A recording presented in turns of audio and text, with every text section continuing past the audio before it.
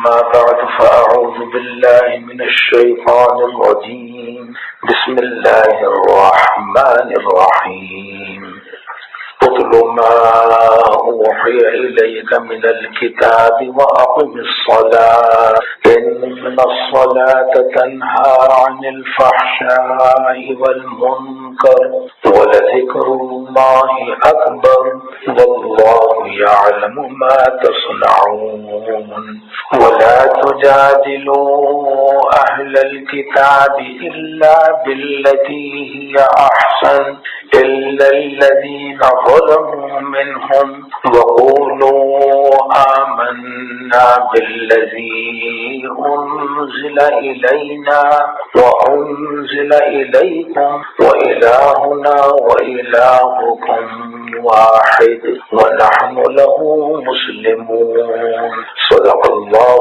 مولانا العظیم۔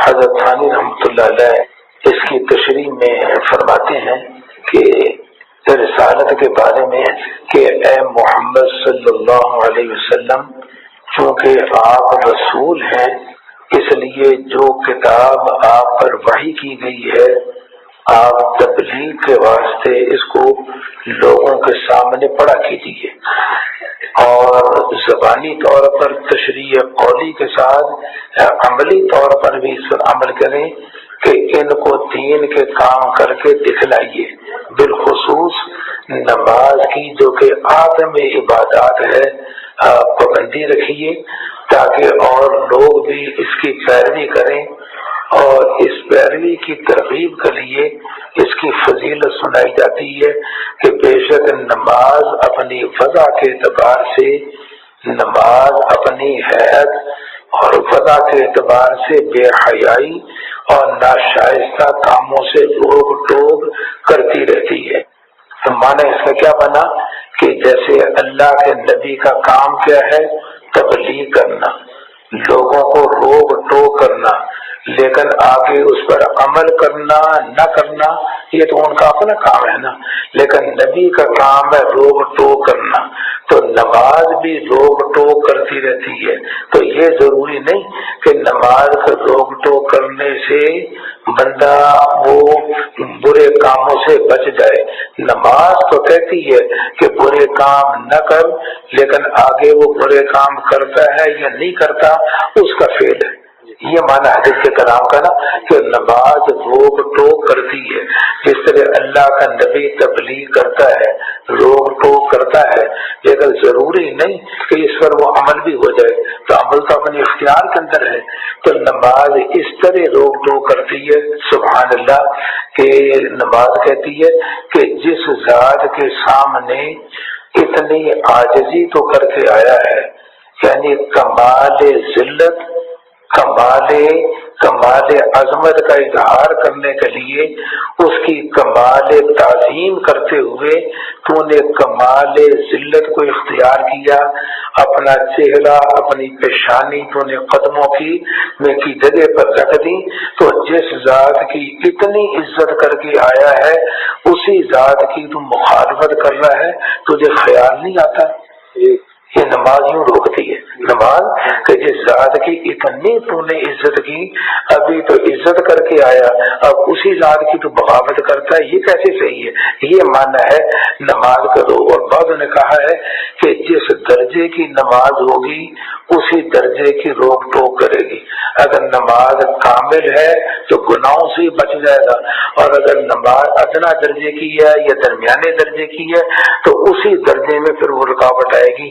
نے یہ معنی کیا۔ تو بہرحال بے شک نماز بے حیائی اور ناشائستہ کاموں سے روک ٹوک کرتی رہتی ہے، اور اللہ کی یاد بہت بڑی چیز ہے، اللہ کی یاد۔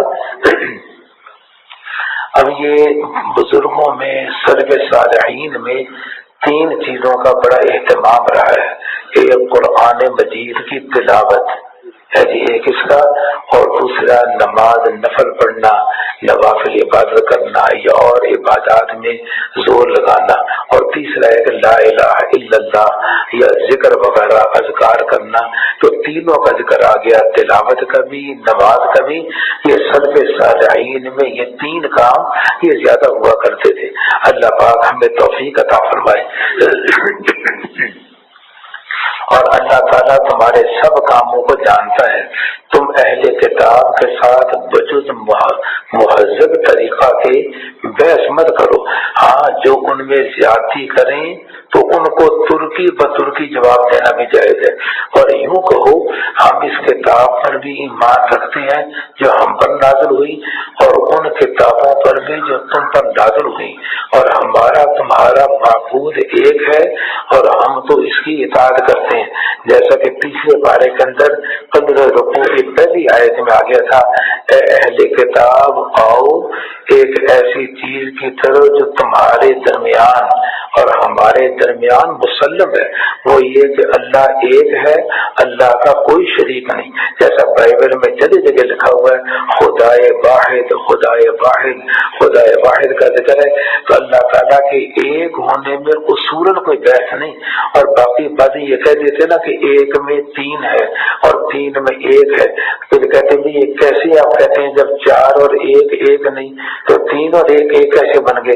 کہتے جی یہ اللہ کی ذات کا مسئلہ ہے نا، اس میں عقل نہیں چلتی، اس میں عقل نہیں چلتی، یہ دے کے جواب دے دیتے ہیں۔ وقولوا آمنا بالذی، یہ تو آپ کہہ دیں، اور ہمارا اور اب کا ظاہر لکھا اسی طرح ہم نے آپ پر کتاب نازل فرمائی، سو جن لوگوں کو ہم نے کتاب دی ہے وہ اس کتاب پر ایمان لے آتے ہیں، اور ان لوگوں میں بعض ایسے بھی ہیں کہ اس کتاب پر ایمان لے آتے ہیں اور ہماری آیتوں سے بجز کافروں کے اور کوئی منکر نہیں ہوتا۔ اور آگے فرماتے ہیں کہ رسالت کے انکار کی کوئی وجہ بھی تو ہونی چاہیے نا، لیکن بجائے انکار کے ماننے کی وجہ موجود ہے۔ اے اللہ کے نبی، آپ اس کتاب سے پہلے تو نہ کوئی کتاب پڑھے ہوئے تھے، آپ تو امی تھے، آپ کا کوئی استاد نہیں، کسی مدرسے میں آپ نے پڑھا نہیں، نہ کوئی کتاب اپنے ہاتھ سے لکھ سکتے کہ ایسی حالت میں یہ ناحق شناس لوگ، یہ باطل لوگ کچھ شبہ نکالتے کہ بڑے پڑھے لکھے ہیں، بڑی کتابیں لکھنے والے ہیں، انہوں نے ایسا کر دیا۔ آپ تو ایک لفظ بھی کسی سے پڑھے ہوئے نہیں، آپ تو امی ہیں، اور امی کا معنی کہ ماں کی طرف جیسے آپ کی ولادت ہوئی یا کی طرف ان کی طرف آپ منسوب ہیں، اور ایسے میں آپ نے جب علم بیان کرنا شروع کیا تو سارے عالم کو چیلنج دیا، کہا تم بھی آ جاؤ اے عرب کے بلاغت والو، ساری دنیا میں تم کہتے ہو ہمارے جیسا کوئی بلیغ کلام کرنے والا نہیں، تم مل کر کے آ جاؤ، اکیلے آ جاؤ، اپنے معبودوں کو ساتھ لے آؤ، جنات کو ساتھ لے آؤ، سارے مل کر کے بھی آ جاؤ، ایک سطر جو میں پیش کر رہا ہوں انا اعطیناک الکوثر، اس جیسا کلام بنا کے لے آؤ، تم جیتے میں ہارا۔ سبحان اللہ، کیسی یعنی عجیب بات ہے، لیکن جب تم نہیں کر سکے، معلومات کر سکتے ہی نہیں تھے اس لیے کیا نہیں، یہی دلیل ہے اس بات کی یہ اللہ کا کلام ہے، یہ بندے کا کلام بندے کا، بلکہ یہ کتاب خود بہت سی واضح دلیلیں ہیں، یعنی اس کتاب میں خود بہت سی، قاضی عیاض رحمۃ اللہ علیہ کا کلام میں نے پہلے بھی نقل کیا تھا، وہ یہ کہ قاضی عیاض فرماتے ہیں کہ انا اعطینا کل کوثر والی صورت معجزہ ہے، اور اس میں 10 کلمے ہیں، حرفوں سے مل کر کے کلمہ بنتا ہے اور کلمے سے مل کر کے کلام بنتا ہے، تو اس میں 10 کلمے ہیں، تو قرآن مجید میں جہاں کہیں بھی 10 کلمے اکٹھے آ جائیں وہ معجزہ ہے جی۔ تو قرآن مجید میں 77,000 سے کچھ زائد کلمات ہیں، تو 77,000 کو 10 میں تقسیم کیا تو 7,700 معجزے تو قرآن مجید میں سے نکل آئے، اور اس کے علاوہ آگے جتنے معجزات ہیں جو سیر کی کتابوں میں، تاریخ میں، حدیثوں میں جن کا ذکر آتا ہے، عالم انسان میں اتنے، جنات میں اتنے، ملائکہ میں اتنے، آسمانوں میں اتنے، اور بادلوں میں، فضاؤں میں اتنے، اور زمین میں آ جاؤ تو مٹی میں، پانی میں، آگ میں، ہوا میں، اور مرکبات میں آ جاؤ تو جمادات میں، نباتات میں، حیوانات میں، تو 10,000 1000 से ज़ायद मोजज़े आपकी नबूवत पर मौजूद है। आपने सारे जहानों में से न आसमानों को, न फिजाओं को, न जमीन को, न मुरक्कबात को, न बसाइद को, किसी को आपने छोड़ा नहीं।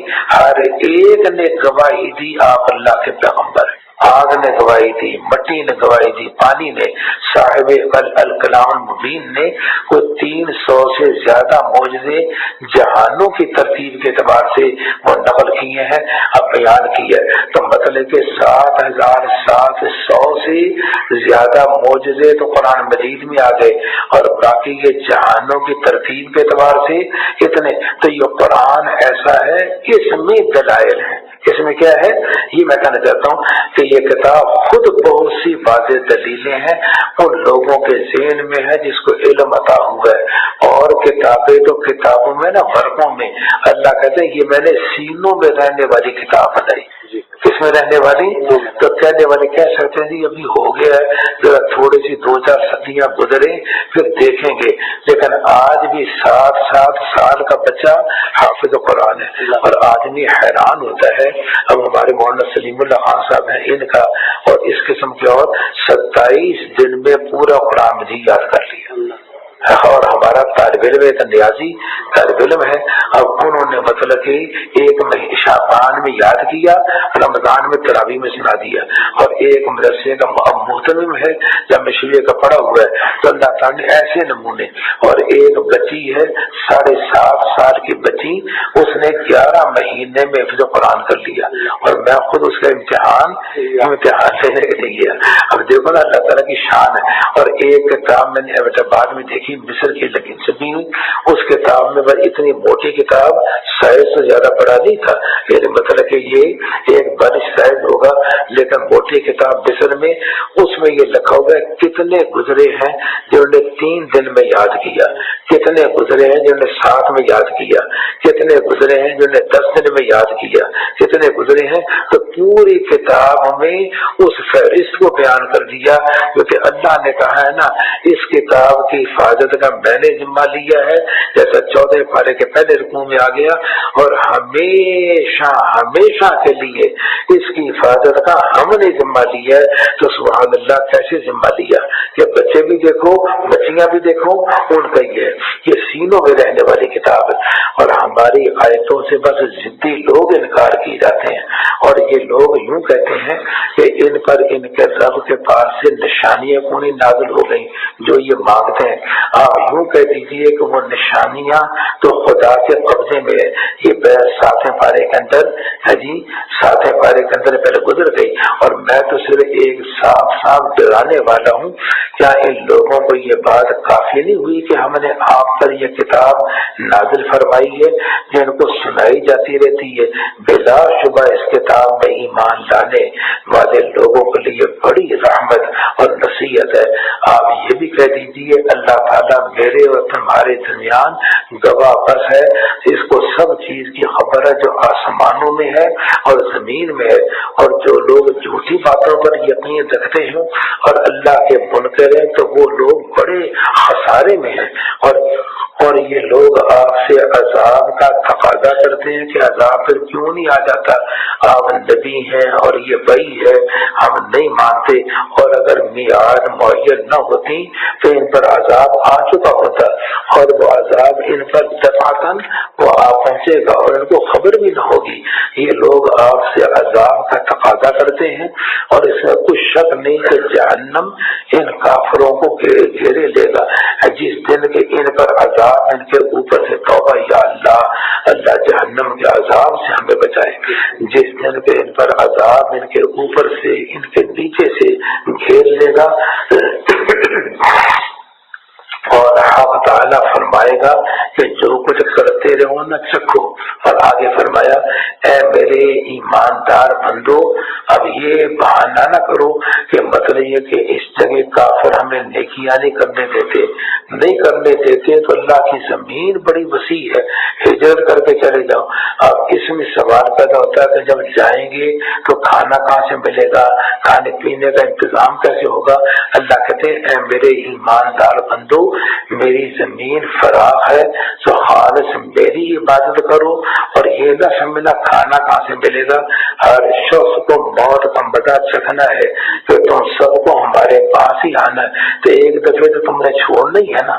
تو جو لوگ ایمان لائے اور انہوں نے اچھے عمل کیے، ہم ان کو جنت کے بالا خانوں میں چلے دیں گے، جن کے نیچے سے نہریں، محلات کے نیچے نہریں چلتی ہوں گی، ان میں ہمیشہ ہمیشہ رہیں گے۔ کام کرنے والوں کا کیا اچھا اجر ہے۔ اللہ تعالیٰ ہمیں نیک کام کرنے کی توفیق عطا فرمائے۔ جنہوں نے صبر کیا اور اپنے رب پر توکل کیا کرتے ہیں، تو یہ نہ سمجھنا کھانا کہاں سے ملے گا۔ دیکھو بہت سے جانور پرندے جو اپنی غذا اٹھا کر تو نہیں رکھتے، گھر سے گھونسلوں سے نکلتے ہیں اور باہر جاتے ہیں، پھر جب واپس آتے ہیں تو پیٹ ان کا بھرا ہوتا ہے۔ اللہ ہی ان کو روزی پہنچاتا ہے اور تم کو بھی، اور وہ سب کچھ سنتا اور سب کو جانتا ہے۔ باقی اللہ ایک ہے۔ اگر تشریعی طور پر شریعت کے رنگ میں اگر اللہ ایک نہ مانو تو تکوینی طور پر تو تم ساری مانتے ہو کہ اللہ ایک ہے۔ دیکھو اگر اے نبی کریم صلی اللہ علیہ وسلم، اے میرے حبیب، اگر آپ ان مشرکین مکہ سے پوچھیں نا، آپ ان سے دریافت کریں کہ وہ کون ہے جس نے آسمان اور زمین کو پیدا کیا، جس نے سورج اور چاند کو کام میں لگا رکھا ہے، تو یہ مشرکین مکہ بھی کہیں گے کہ وہ اللہ، یعنی اللہ ہے جس نے یہ کام کیا۔ پھر کدھر الٹے چلے جا رہے ہیں۔ اللہ ہی اپنے بندوں میں سے جس کے لیے چاہے روزی فراہ کر دیتا ہے، جس کے لیے چاہے تنگ کر دیتا ہے۔ بے شک اللہ ہی سب چیز کے حال سے واقف ہے۔ کسی کو امیروں کے گھر میں پیدا کر دیا، کسی کو غریبوں کے گھر میں پیدا کر دیا، حکمت وہی جانتا ہے۔ اور اگر آپ ان مشرکین مکہ سے یہ دریافت کریں کہ وہ کون ہے جس نے آسمان سے پانی برسایا، پھر اس سے زمین کو اس کے خوش ہونے کے بعد تر و تازہ کر دیا، تو وہ لوگ یہی کہیں گے کہ وہ بھی اللہ ہی ہے۔ آپ کہیے الحمدللہ، بات تو یہ مان گئے، بلکہ ان میں اکثر سمجھتے بھی نہیں، اور یہ دنیاوی زندگی بجز اللہ و لعب کی اور کچھ بھی نہیں، یہ صرف ایک تماشا ہے، ایک دھوکہ ہے۔ اللہ ہمیں یہ سمجھ دے دے کہ دنیاوی زندگی کوئی زندگی نہیں، اور اصلی زندگی عالم آخرت کی ہے۔ اگر وہ لفظی ترجمہ دیکھا جائے نا کہ دنیاوی زندگی زندگی ہی نہیں، اور زندگی اصل میں ہے ہی آخرت کی۔ زندگی ہے کس کی؟ وَإِنَّ الدَّارَ الْآخِرَةَ لَهِيَ الْحَيَوَانُ، آخرت کی زندگی ہی زندگی ہے، دنیا راہ گزر ہے۔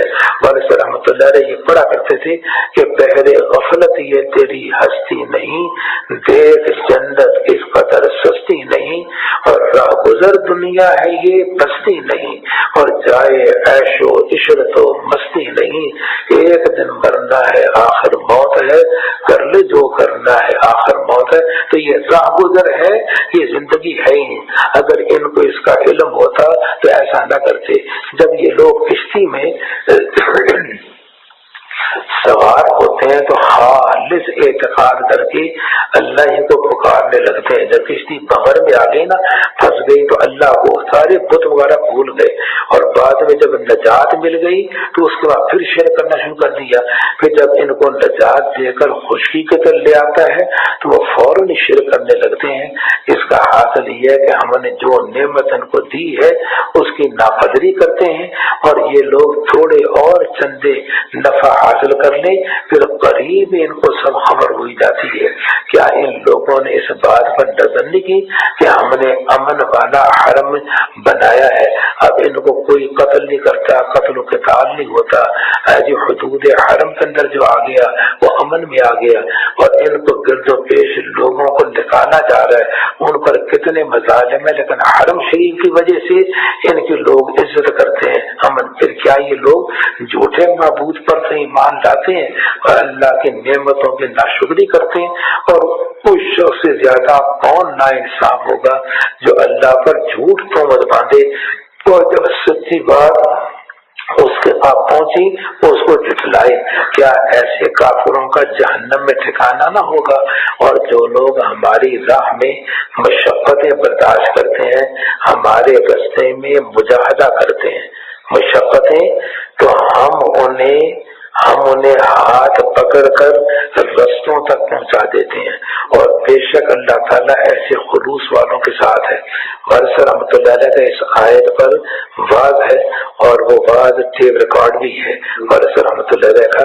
تو اس میں یہ جو ذکر آتا ہے نا، اب دیکھو نا، بندہ جب محنت کرتا ہے تو ہدایت کی دو قسمیں، ایک ہدایت ہوتی ہے کھڑے کھڑے رستہ بتلا دینا، کہ یوں 5 نمبر بس سے بیٹھ جانا، باہر نکلنا، سامنے سڑک کراس کرنا، وہاں سے 5 نمبر سے بیٹھو گے اور وہاں اسٹیشن پہ چلے جاؤ گے، اور ایک یہ کہ ہاتھ پکڑ کر آپ وہاں لے گئے، اسٹیشن تک پہنچا کے آ گئے، تو ہاتھ پکڑ کے پہنچانا ایک یہ ہدایت ہے، اور ایک کھڑے کھڑے رستہ۔ تو جہاں قرآن مجید میں ہدایت کے بعد لام آ جائے یا الہ آ جائے تو اس کا معنی ہوتا ہے کہ یہ راستہ کھڑے کھڑے دکھلانا، اور جہاں الہ اور لام نہ آئے اس کا معنی ہوتا ہے ہاتھ پکڑ کر منزل تک دیکھو نا، ان ھذا القرآن یہدی للتی، اب لام آ گیا، اور یہدی الی صراط مستقیم، یہدی کے بعد الہ آ گیا، تو جہاں الہ اور لام آئے گا اس ہدایت کا معنی کھڑے کھڑے رستہ بتلانا، اور جہاں لام اور الہ نے یہاں یوں نہیں فرمایا لنہدینہم الی سبلنا، لنہدینہم لسبلنا، تو لام نہیں آیا، تو اس کا معنی یہ کہ مقصد تک، منزل تک ہاتھ پکڑ کے پہنچائیں گے۔ جو تھوڑی سی محنت کرے نا، اللہ کہتے ہیں ذرا محنت کر ہاتھ پکڑ کے منزل تک پہنچانا یہ میرا کام ہے۔ اس پر ورثہ رحمۃ اللہ نے ایک سوال قائم کیا، سوال یہ کیا کہ جو لوگ مجاہدہ کریں گے تو ظاہر بات ہے مجاہدہ کرنے والوں کو ہدایت کون سی ملے گی؟ وہی ملے گی نا جو منزل پر پہنچا دے، اور باقی کافروں کے لیے وہ قرآن ہدایت ہے، کھڑے کھڑے تو ان کو بھی رستہ بتلاتا ہے، لیکن ہاتھ پکڑ کر منزل تک پہنچانا یہ مجاہدہ والوں کے لیے۔ اگر مجاہدہ والوں کو بھی ہے جی راستہ دکھلا دیا، منزل تک نہ پہنچایا، تو پھر مجاہدے والوں میں اور غیر میں فرق کیا ہوا؟ تو سوال یہ ہے کہ یہاں لام بھی نہیں آیا، الہ بھی نہیں آیا، اور مجاہدہ کرنے والوں کے لیے آگے کا ہم ان کو سبل تک پہنچا دیں گے، اور سبل جمع ہے سبیل کی، اور سبیل کا معنی رستے کے، تو معنی کیا بنا کہ ہم رستوں تک پہنچائیں گے۔ تو جب رستوں تک پہنچایا تو منزل پر تو نہ پہنچے، تو جب منزل پر نہ پہنچے تو عربی کلام کے اعتبار سے یہ جملہ فٹ نہ بیٹھا۔ کیوں؟ اس لیے کہ مجاہدے کے بعد جو آئے گا وہ منزل آئے گی، اور لام اور الہ نہ ہوگا تو منزل ہوگی۔ تو جب ہم نے منزل کو دیکھا تو منزل بھی رستے ہی نکلے، منزل میں کیا نکلے، اور یہاں رستہ نکلا، رستے کہا اس لیے کہ اللہ تک پہنچنے کی کوئی تبلیغ کر کے پہنچ رہا ہے، کوئی ڈاکسی کر کے پہنچ رہا ہے، کوئی گھاس کھود کے پہنچ رہا ہے، کوئی دکان کر کے پہنچ رہا ہے، مطلب کہ اللہ تعالیٰ نے طریقے یہ بنا رکھے ہیں، تو ہر رنگ میں جس میں نیت نیک ہے اسی رستے سے وہ اللہ تک پہنچ رہا ہے۔ پہاڑ کی چوٹی پہ جانا ہے، کسی نے ادھر کی پگڈنڈی پکڑ لی، کسی نے ادھر کی پگڈنڈی، جا سارے اوپر ہی رہے، تو اس لیے سبل کہا، ایک رستہ نہیں بے شمار رستے۔ بنی آدم کے جتنے سانس ہیں اس سے بڑھ کر کے اللہ تک پہنچنے کے رستے ہیں۔ یہ بزرگوں نے یہ لکھا ہے، بنی آدم کے جتنے سانس ہیں اس سے بڑھ کر اللہ تک پہنچنے کے رستے ہیں۔ تو سوال یہ کہ مجاہدے کے بعد بھی کہاں جا کے چھوڑ دیا؟ رستے میں چھوڑ دیا، حالانکہ رستہ تو نہیں، لیکن الہ اور لام کا نہ ہونا بتلاتا ہے کہ یہ منزل ہے۔ یہ کیا ہے؟ تو سوال یہ کہ یہ رستہ ہی منزل ہے۔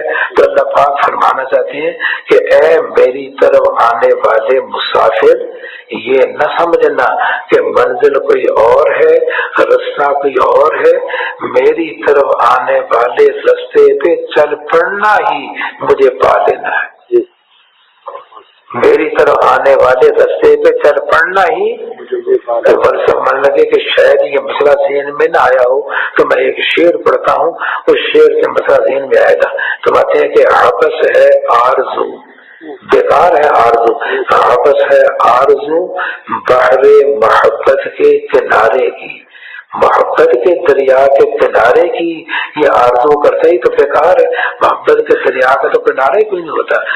بس ہے آرزو بحر محبت کے کنارے کی کہ اس میں ڈوب جانا ہی ہے اے دل پار ہو جانا. اس میں ڈوب جانا ہی، اس رستے پہ چل پڑنا ہی ان کو پا لینا ہے. اس لیے بار بار آتا ہے نا، ان ربی علی صراط مستقیم، میرا رب صراط مستقیم پر ہے، میرا رب رستے پر ہے. تو جب رستے پہ چل پڑے اللہ کہتے انہوں نے مجھے پا لیا، تو مجھے پا لیا. اس لیے سبل کا لفظ نکالا ہے، یہ سبیل بھی ہے، یہ مقصد بھی ہے، اور رستے پہ چل پڑنا ہی ان کو پا لینا ہے. میرے خیال میں بات واضح ہو گئی نا. اور بے شک اللہ تعالیٰ ایسے خلوص والوں کے ساتھ ہے.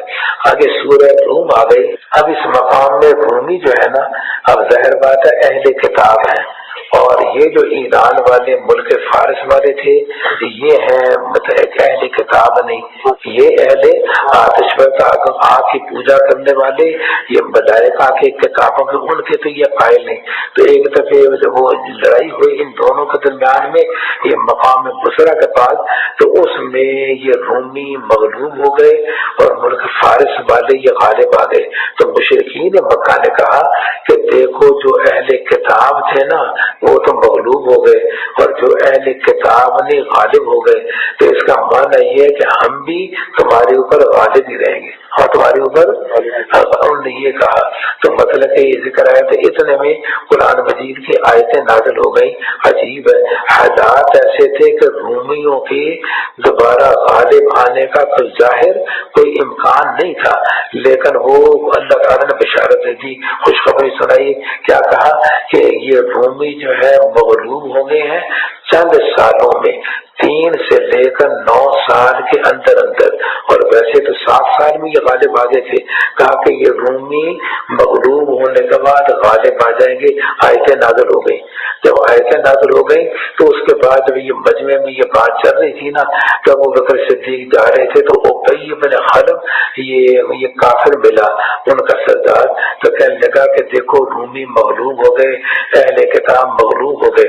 ابو بکر صدیق نے فرمایا کہ ان قریب یہ 3 سال کا لفظ بولا کہ 3 سال میں یہ غالب آ جائیں گے، کیونکہ 3 سے 9 تک بضع کا لفظ بولا جاتا ہے. انہوں نے 3 کہہ دیا کہ غالب آ جائیں گے. اس پر وہ کہنے لگا میں شرط لگانے کے لیے تیار ہوں. یہ وہ زمانہ تھا کبھی شرطیں لگانا ناجائز نہیں ہوا تھا، تو شرط لگائی. کہا کہ 10 اونٹ جو ہے نا اگر میں جیت گیا تو 10 اونٹ تجھے دینے پڑیں گے ورنہ میں دوں گا. یہ اس انداز میں یہ بات چلی. تو انہوں نے کہا چلو شرط لگا دیتے ہیں. سرکار تو عالم صلی اللہ علیہ وسلم کے پاس آئے. ابو بکر صدیق کہنے لگے اے اللہ کا نبی شرط لگایا ہوں. کہا کیا شرط لگائی ہے؟ کہا یہ شرط لگائی ہے، یوں کہا ہے کہ قرآن مجید نے کہا 3 سال کا لفظ، قرآن مجید میں کہا قرآن مجید نے تو بضع کا لفظ کہا، اور بضع 3 سے لے کر 9 تک اس کا اطلاق ہوتا ہے. تو تم نے کیسے کہا دوبارہ جاؤ اور جا کر کے ابی بن خلف سے 10 اونٹوں کی نہیں 100 اونٹوں کی شرط لگاؤ، اور 100 اونٹوں کی شرط لگا کر 7 سال کا ذکر کرو. 7 سال کا یا 9 سال کے اندر کا جو قرآن مجید کا لفظ ہے نا یہ ذکر کرو. تو جب یہ آئے ابی بن خلف سے یہ بات کی وہ مان گیا. انہوں نے کہا ٹھیک ہے 100 اونٹ کی یہ شرط ہے، اور یہ بھی طے پایا کہ دونوں میں سے کسی کا انتقال ہوگا تو اپنا ضامن پیش کر دے کہ وہ پھر وہ اونٹ وہ پیش کرے گا. تو اللہ تعالیٰ نے 7 برس کے بعد اللہ تعالیٰ نے فتح دی، رومی غالب آئے. اور عجیب بات یہ کہ جس دن روم کے غلبے کی خبر آئی اسی دن جنگ بدر کی فتح کی خبر بھی آئی. تو اللہ نے 2 خوشخبریاں سنائی. ان 2 پیشین گوئیوں کا ذکر اس مقام پہ آ رہا. فرماتے ہیں الف لام میم، اہل روم ایک قریب کے موقع میں مغلوب ہو گئے، اور وہ اپنے مغلوب ہونے کے بعد ان قریب 3 سال سے لے کر 9 سال کے اندر غالب آ جائیں گے. پہلے بھی اختیار اللہ ہی کو تھا اور پیچھے بھی، اور اس روز مسلمان اللہ تعالیٰ کی اس امداد پر بھی خوش ہوں گے جو اللہ ان کو بدر والی دیں گے. وہ جس کو چاہے غالب کر دیتا ہے اور وہ زبردست ہے اور رحم والا ہے. یہ اللہ تعالیٰ نے اس کا وعدہ فرمایا. اللہ تعالیٰ اپنے وعدہ کو خلاف نہیں فرماتا، لیکن اکثر لوگ نہیں جانتے. اور آگے فرماتے فرماتے ہیں کہ یہ لوگ صرف دنیاوی زندگی کے ظاہر کو جانتے ہیں اور یہ لوگ آخرت سے بے خبر ہے۔ اللہ تعالیٰ یہ نقطہ ہمارے دلوں میں گاڑ دے کہ دنیا کچھ نہیں، اصل زندگی آخرت ہے۔ اصل زندگی کیا ہے؟ لا یعلمون، یہ جانتے نہیں، ہاں جانتے ہیں، ظاہر من الحیات دنیا، دنیا کے ظاہر کو جانتے ہیں لیکن اصل حقیقت کا ان کو علم نہیں۔ اور یہ لوگ آخر سے بے خبر ہیں۔ کیا انہوں نے اپنے دلوں میں یہ غور نہیں کیا کہ اللہ تعالیٰ نے آسمانوں اور زمین کو اور ان چیزوں کو جو ان کے درمیان میں ہے کسی حکمتی سے اور ایک میعاد معین کے لیے پیدا کیا ہے، اور بہت سے آدمی اپنے رب کے ملنے کے منکر ہیں۔ کیا یہ لوگ زمین میں چلے پھرے نہیں کہ جس میں دیکھتے بھالتے کہ جو لوگ ان سے پہلے ہو گزرے ہیں ان کا انجام کیا ہوا؟ وہ ان سے قوت میں بھی پڑے ہوئے تھے، انہوں نے زمین کو بھی بویا جوتا تھا، اور جتنا انہوں نے اس کو آباد کر رکھا ہے اس سے زیادہ انہوں نے اس کو آباد کیا تھا، اور ان کے پاس بھی ان کے پیغمبر معجزے لے کر آئے۔ تو خدا تعالیٰ ایسا نہ تھا کہ ان پر ظلم کرتا، لیکن وہ تو خود ہی اپنے جانوں پر ظلم کر رہے تھے۔ پھر ایسے لوگوں کا انجام جنہوں نے برا کام کیا تھا برا ہی ہوا، اس وجہ سے کہ انہوں نے اللہ تعالیٰ کی آیتوں کو جھٹلایا اور ان کی ہنسی اڑاتے تھے۔ اللہ تعالیٰ مخلوق کو پہلی بار بھی پیدا کرتا ہے، پھر وہی دوبارہ بھی اس کو پیدا کرے گا، پھر اس کے بعد لائے جاؤ گے، اور جس روز قیامت قائم ہوگی اس روز مجرم لوگ حیرت زدہ رہ جائیں گے، اور ان کے شریکوں میں سے ان کا کوئی سفارشی نہ ہوگا، اور یہ لوگ اپنے شریکوں سے منکر ہو جائیں گے۔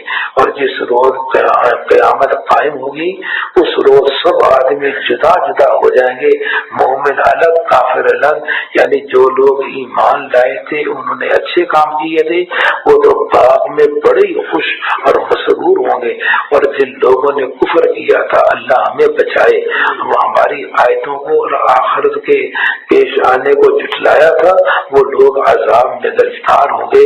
سو تم اللہ کی تسبیح کیا کرو شام کے وقت بھی، صبح کے وقت بھی، اور تمام آسمان اور زمین میں اسی کی حمد ہوتی ہے، اور بعد زوال اور ظہر کے وقت بھی، اور وہ جاندار کو بے جان سے باہر لاتا ہے، یعنی جاندار کو بے جان، انڈے سے مرغی کو لے آیا اور بے جان کو جاندار سے باہر لاتا ہے، جیسا انڈے کو مرغی سے، اور زمین کو اس کے مردہ ہونے کے بعد زندہ کرتا ہے، اور اسی طرح تم لوگ نکالے جاؤ گے۔ کیسے سبزہ زمین میں سے نکالا، مردہ زمین میں سے، اسی طرح مردے نکلیں گے۔ اور اللہ تعالیٰ کی قدرت کی نشانیوں میں سے ایک یہ ہے کہ تم کو مٹی سے پیدا کیا، پھر تھوڑی روز بعد تم آدمی بن کر پھیلے ہوئے پھرتے ہو، اور اس کی نشانیوں میں سے یہ بھی ہے کہ اس نے تمہارے بعد سے تمہارے جنس کی بیویاں بنائی تاکہ تم ان کے پاس آسانی تمہیں سکون ملے، بیویاں بنائی تاکہ تمہیں ان سے سکون ملے، اور تم میاں بیوی میں محبت اور ہمدردی پیدا کر دی۔ عجیب بات ہے، اللہ کہتے ہیں جب نکاح ہوتا ہے نا تو نکاح ہونے کے بعد میاں بیوی میں میں محبت ڈال دیتا ہوں۔ اس میں ان لوگوں کے لیے نشانیاں ہیں جو فکر سے کام لیتے ہیں۔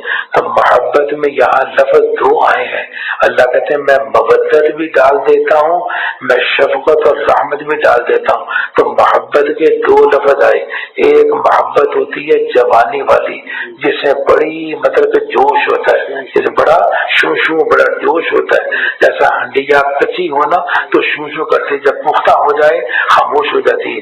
تو اسی طرح جب بڑی عمر کا ہو گیا تو محبت ہوتی ہے لیکن محبت کی قسم بدل گئی، اب شو شو والی نہیں، سمجھے کہ نہیں، اس لیے اللہ نے شو والی کا نام تو مودت رکھا، اور جو دوسری ہے رحمت۔ تو کبھی بیوی ہے وہ کہہ دیتی ہے نا جو پہلے آپ مجھ سے محبت تھی نا وہ محبت اب نہیں رہی، حالانکہ محبت میں کمی نہیں آئی، محبت کا رنگ بدل گیا، محبت کا پہلے مودت کا رنگ تھا اب رحمت کا رنگ آ گیا۔ اس میں ان لوگوں کے لیے نشانی ہے جو فکر سے کام لیتے ہیں، اور اسی کے نشانیوں میں سے آسمان اور زمین کا بنانا ہے، اور تمہارے لب و لہجہ اور رنگتوں کا الگ الگ ہونا ہے، تو یہ بولیوں کا الگ الگ زبانیں جو ساری دنیا میں بولی جاتی ہے، اللہ کہتے ہیں یہ میری قدرت کی نشانی میں، اس میں دانش مندوں کے لیے نشانی ہے۔ اور اسی کی نشانیوں میں سے تمہارا سونا اور لیٹنا ہے رات میں اور دن میں تم، اور اس کی روزی کو تمہارا تلاش کرنا ہے، اس میں ان لوگوں کے لیے نشانی ہے جو سنتے ہیں۔ اور اسی کی نشانیوں میں سے یہ بھی ہے کہ تم کو بجلی دکھلاتا ہے جس سے ڈر بھی لگتا ہے، بارش والی بجلی، اور امید بھی ہوتی ہے، اور وہی آسمان سے پانی برساتا ہے پھر اسے زمین کو اس کے مردہ ہو جانے کے بعد زندہ کر دیتا ہے۔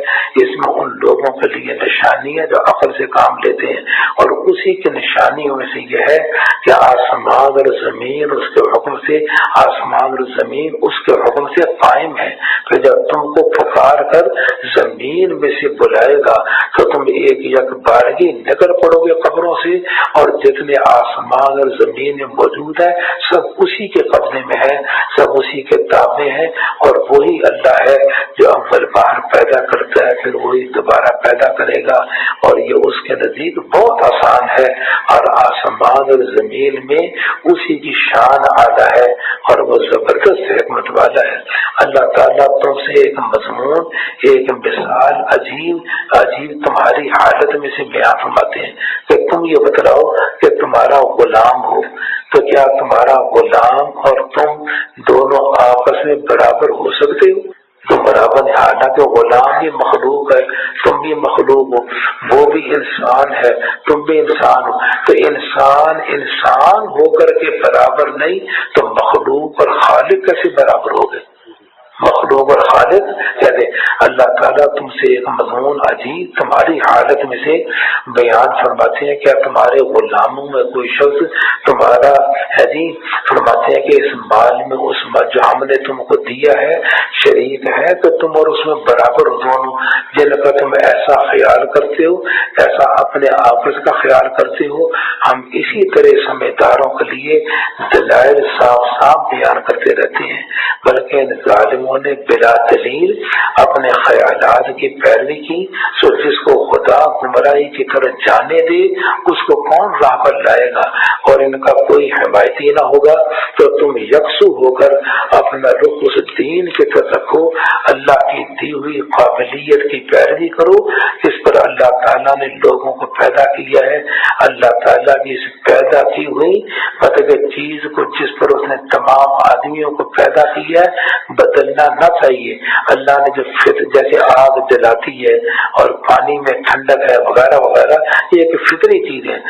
کبھی معجزے کے رنگ میں ابراہیم علیہ السلام کو آگ میں ڈالے اور آگ نہ جلائے، یہ خرق عادت ہے، عادت کے خلاف ہے، یہ معجزات ہیں۔ بس سیدھا دین یہی ہے، لیکن اکثر لوگ نہیں جانتے۔ تم خدا کی طرف رجوع ہو کر فطرت الہیہ کی پیروی کرو اور اس سے ڈرو اور نماز کی پابندی کرو اور شرک کرنے والوں میں سے مت بنو۔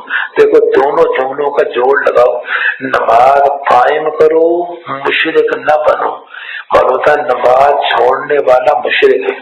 نماز چھوڑنے والا کیا ہے؟ اب دیکھو جب نماز کو چھوڑا تو اللہ کی بات مانی یا اس نے شیطان کی بات مانی؟ شیطان کی بات مانی، اور شیطان کی بات مانی تو گویا کہ یہ مطلب کہ دہریہ بن گیا۔ کیا بن گیا؟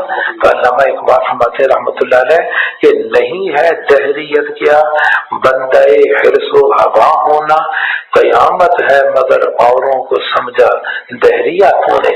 تو اللہ تعالیٰ ہمیں نفس کا متبع نہ بنائے، اللہ ہمیں اپنا متبع بنائے۔ اور دیکھو کتنی موٹی بات ہے، اور اس بات کو آگے پھیلانا چاہیے۔ یہ بات یہ کوئی بے نمازی ہو کچھ اور ہو اس کو یوں سمجھاؤ، دیکھو جب تو نماز نہیں پڑھتا تو کس کی مانتا ہے؟ شیطان کی یا اللہ کی؟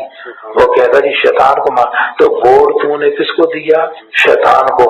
تو تم نے اپنی طرف سے جتایا کس کو؟ اور اللہ کو ہرایا۔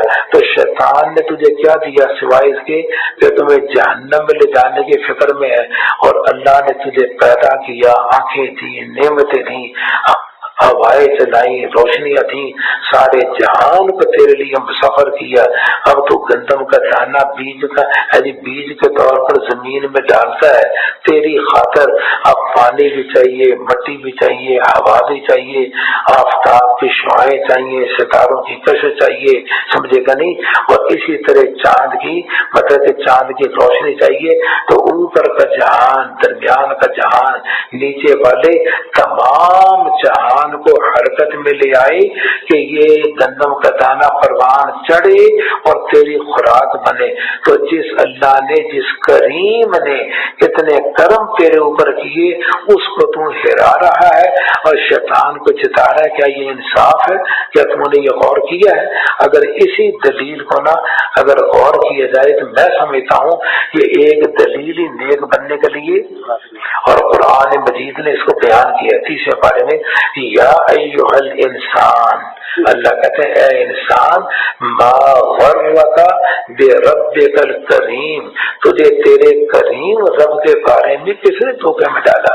الذی خلقک فسواک فعدلک فی ای صورت ما شاء رکبک، جس نے تجھے پیدا کیا، کتنا حسین بنایا، کتنا ہموار بنایا، اس اللہ تعالیٰ ایسے کریم رب کو تو چھوڑ کر کے شیطان کو جتاتا ہے اور شیطان کی باتوں کو مانتا ہے۔ اللہ تو کبھی ہار نہیں سکتا، پر تو نے تو ووٹ ڈال کر کے اپنی نظر میں شیطان کو اونچا کر دیا، اللہ کو نیچے کر دیا۔ اے انسان، تجھے کریم رب کے بارے میں کس نے دھوکے میں ڈالا؟ سبحان اللہ، کیا انداز ہے بیان کا۔ اللہ ہمیں یہ دلیل جو ہے نا ہماری سمجھ میں ڈال دے اللہ تعالیٰ یہ دے۔ اور آگے فرماتے ہیں، لفظ یاد رکھا کرو نا، یہ کہاں سے چھوڑا ہے جی؟ من الذین فرقوا دینہم، اور جن لوگوں نے اپنے دین کو ٹکڑے ٹکڑے کر لیا اور بہت سے گروہ بن گئے۔ تو یہ فرقے بندیاں درست ہیں یا غلط ہیں؟ جی غلط ہے۔ یہ کیا ہے؟ ہاں ہے جی، تو یہ غلط ہے۔ لیکن چوتھے پارے کے دوسرے رکوع میں میں نے کہا تھا کہ فرقے بندیاں صحیح نہیں ہیں۔ کیا ہے؟ صحیح بھی ہے۔ ہاں وہاں کیا لفظ کیا تھا؟ اب دیکھو جی کہتے ہیں جی فرقے بندی غلط ہے، دیکھو جی کوئی مالکی ہے، کوئی شافعی ہے، کوئی حنبلی ہے، کوئی حنفی ہے، اب یہ فرقوں میں بٹ گئے، اپنا یہ ہو گئے، سمجھے کہ نہیں؟ تو یہ بھی تو فرقہ بندی ہے نا، اپنا آ گیا۔ تو چوتھے پارے کے دوسرے رکوع میں اس کا جواب آیا تھا۔ اللہ تعالیٰ کہتے ہیں ان لوگوں کی طرح نہ بنو کہ جنہوں نے واضح دلائل آنے کے بعد جھگڑے کیے۔ تو اللہ تعالیٰ نے اشارہ کیا کہ جہاں واضح دلیل نہ ہو قرآن و حدیث کی، دونوں مطلب نکلتے ہوں، ہے جی ایک امام نے ایک مطلب لے لیا، ایک امام نے، تو واضح دلیل آنے کے بعد جنہوں نے جھگڑے نکالے ان کی مخالفت ہے۔ اور جہاں دلیل واضح نہیں تو مجتہد نے اجتہاد کیا، اس نے ایک معنی نکالا، اس نے دوسرا معنی نکالا، تو اس میں دونوں کو گنجائش ہے۔ اللہ تعالیٰ دونوں مجتہدوں کو، جس نے غلطی کی ایک ثواب اس کو مل گیا اور جس نے غلطی نہیں کی اس کو 2 ثواب مل گئے، تو مجتہد کو ہر حالت میں ثواب ہی ملتا ہے۔ لیکن واضح دلیل آنے کے بعد جو اختلاف کرے گا وہ ہے فرقہ بندیاں، وہ ہے۔ اب یہ مالکی بھی، شافعی بھی، حنبلی بھی، حنفی بھی، یہ سارے ایک ہی جماعت ہیں، سارے کیا ہیں؟ تو آپ کہیں جی یہ کیسے ہو سکتا ہے کہ جھگڑا بھی ہے، ایک یہ کہہ رہا ہے ایک وہ کہہ رہا ہے؟ آپ کہیں دونوں صحیح ہے۔ یہ میں نہیں کہتا، اللہ کا نبی کہہ رہا ہے صلی اللہ علیہ وسلم۔ اللہ کے نبی نے فرمایا نا، جب غزوہ خندق سے فارغ ہوئے، بنو قریظہ والوں نے گڑبڑی کی، سمجھے کہ نہیں؟ بنو قریظہ جیسے جس کا ذکر آگے آ رہا ہے، انہوں نے گڑبڑی کی ہے تو جبرائیل امین آئے کہ آپ نے تو غسل کر کے فارغ ہو گئے، ہمیں حکم ہے کہ بنو قریظہ کے یہودی جنہوں نے عہد کو توڑا ان پر حملہ کرنا۔